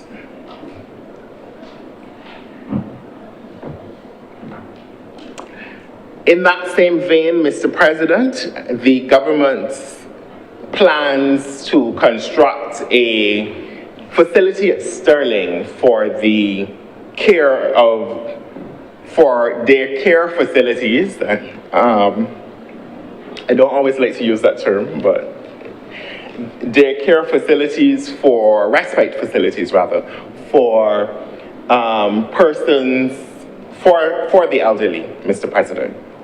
Because again, the weight of having actively participating in your professional endeavors, but having the responsibility of caring for an elderly person, Mr. President, is extraordinary. And this government recognizes that. I think the facility at Sterling, which was announced in recent weeks, will be the first such facility since the Vauxhall Senior Citizens Village, Mr. President. And no doubt, given the stark realities of contained in the policy, something that we absolutely need. And so I think that the government ought to be commended for that. And commended for their commitment broadly to building these kinds of facilities and initiatives so as to assist the younger generation with our care responsibilities. Sir, there is, many of my colleagues, Mr. President, spoke tangentially to the issue of Alzheimer's and dementia. And I was pleased as I was reading the report, sir, to see a commitment by the government to ensure greater attention to the area of Alzheimer's and dementia, Mr. President. A recognition that the realities are stark and that for a long time, Mr. President, we have been very quiet as a country about this disease. We've been quiet, Mr. President, to the point where sometimes it feels as if we just accept it as a part of aging. We just accept that our grandparents and those older than us will come to forget. But I think, Mr. President, that we need greater awareness around the disability, around the condition. And in saying that, I do recognize the extraordinary contribution of the Alzheimer's Association to Barbadians' understanding of the condition. But I certainly do look forward to more and better investments in public understanding around the disease. By that same token, Mr. President, I think that the time is now that we develop a national plan around Alzheimer's and dementia with specific focus on increasing the capacity. Senator Dr. Connell referred to gerontologists earlier, to neurologists, certainly neurologists and other professionals who can aid in the care of persons suffering with or living with dementia and Alzheimer's would be an important investment, certainly as we animate this national policy.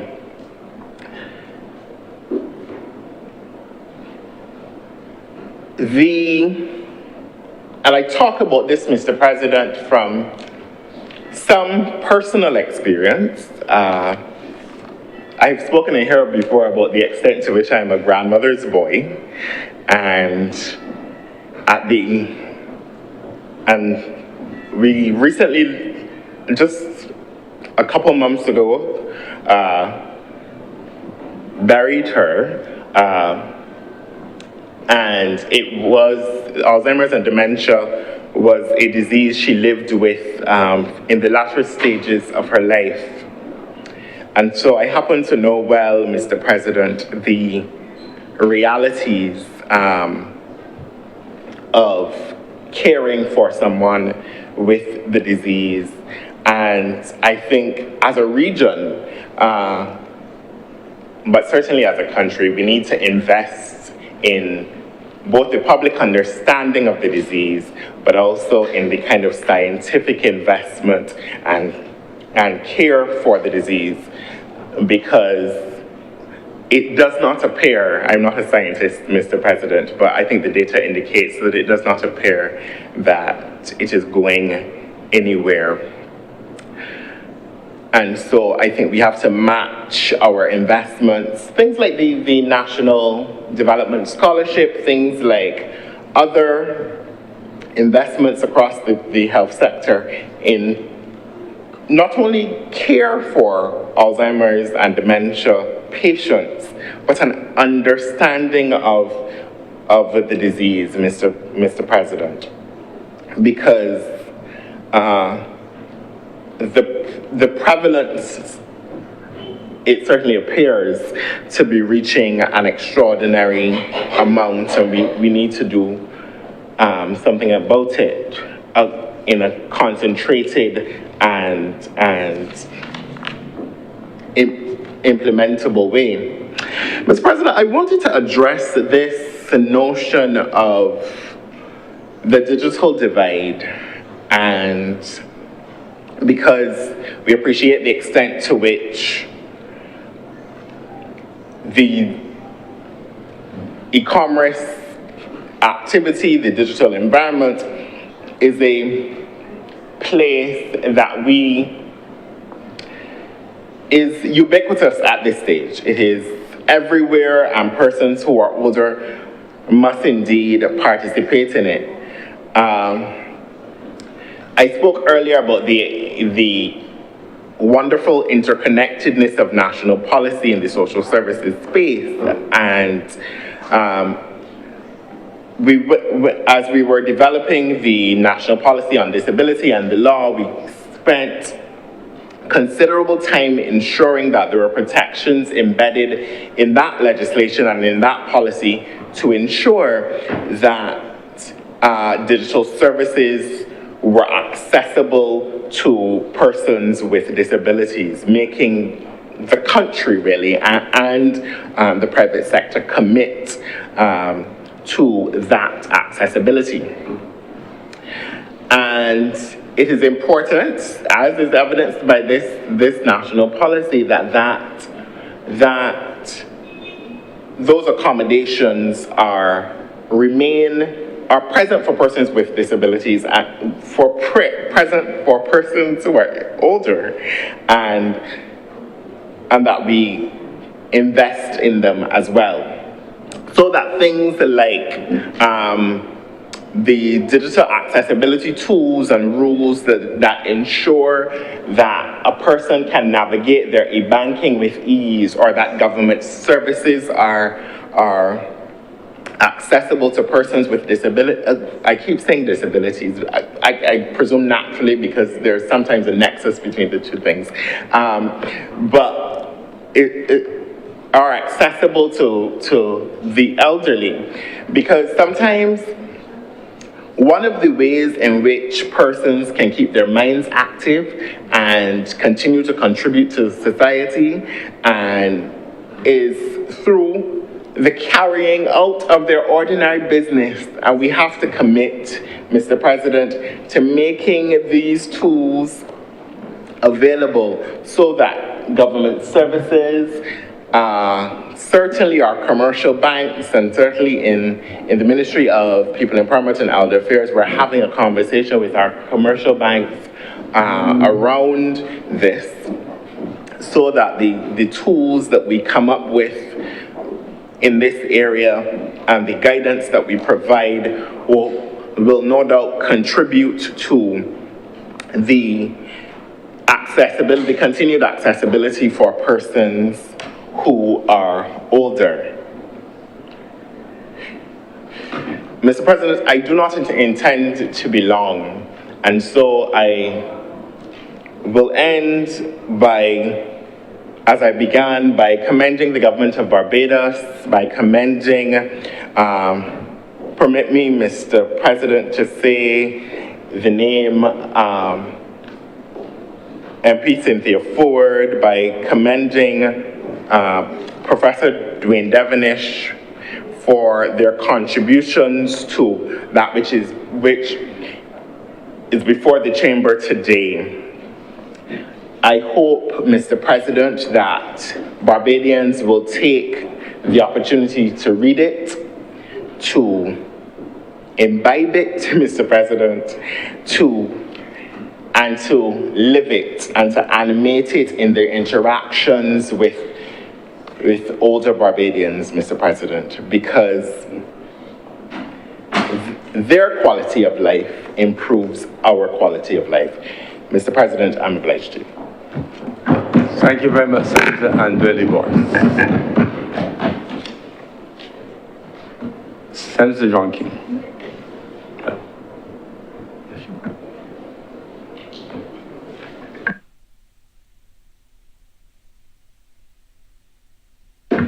Senator Cummins. Mr. President, thank you very much. I want to express appreciation to all of the honourable members who have spoken and who have contributed in no small measure to the policy in the first instance and the debate here today.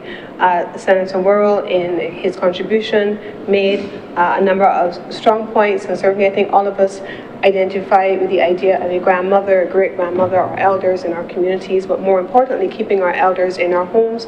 Dr. Connell and Dr. Maynard, Mr. Maynard, spoke with not a small amount of medical expertise, and we appreciate their inputs, and the same for Senator Andrelli Boyce, who just spoke.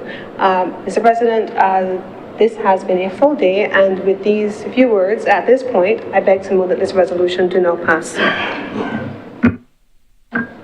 The question is that this resolution do not pass. Those honourable senators in favour, please say aye. Aye. Those against, please say no. The thanks the ayes have it. This resolution is now passed. I know. Mr. President, I thought you were going to... Yes, please. Mr. President, we refer to announcements by Your Honor the President. Yeah.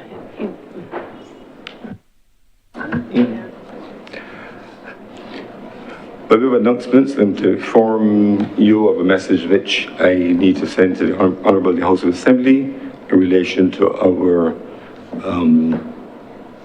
small adjustment to the Tourism Amendment Bill. And it reads as follows.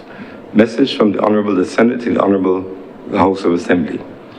The Honourable the Senate has the honour to inform the Honourable the House of Assembly that at its sitting on Wednesday, the 14th of January 2026, the Tourism Levy Amendment Bill 2025 was amended in the following terms. In Clause 1, the word 2025 was deleted and the word 2026 was substituted therefore. And the Honourable the Senate transmits the amended bill to the Honourable House of Assembly, inviting concurrence in the amendment to the bill, dated 14th of January 2026 and signed by me. And that's, of course, a timing difference between the House dealing with it in a few weeks ago, 2025, and now 2026. So we have to make that small technical adjustment for purposes of regularity. So please be aware that this will go off in our name to the Honourable House of Assembly. Presentation of papers recommitted. Senator Cummins. Mr. President, there are a few documents that I must lay today. First, the Barbados Economic Recovery and Transformation Plan, BERT 2026, the Civil Aviation Unmanned Aircraft Systems Regulations 2025, the annual reports and audited financial statements of the Barbados Tourism Marketing Inc. for the years ended March 31st, 2021 and March 31st, 2022. We revert to public business. Senator Cummins. Mr. President, that brings us to the end of government's business for today, and I beg to move that this sitting of the Senate be adjourned. Sign and die. The question is that the Honourable the Senate do now adjourn, sign and die. The Honourable Senators in favour, please say aye. Aye. Those against, please say no. The ayes have it. The sitting therefore stands adjourned, sign and die.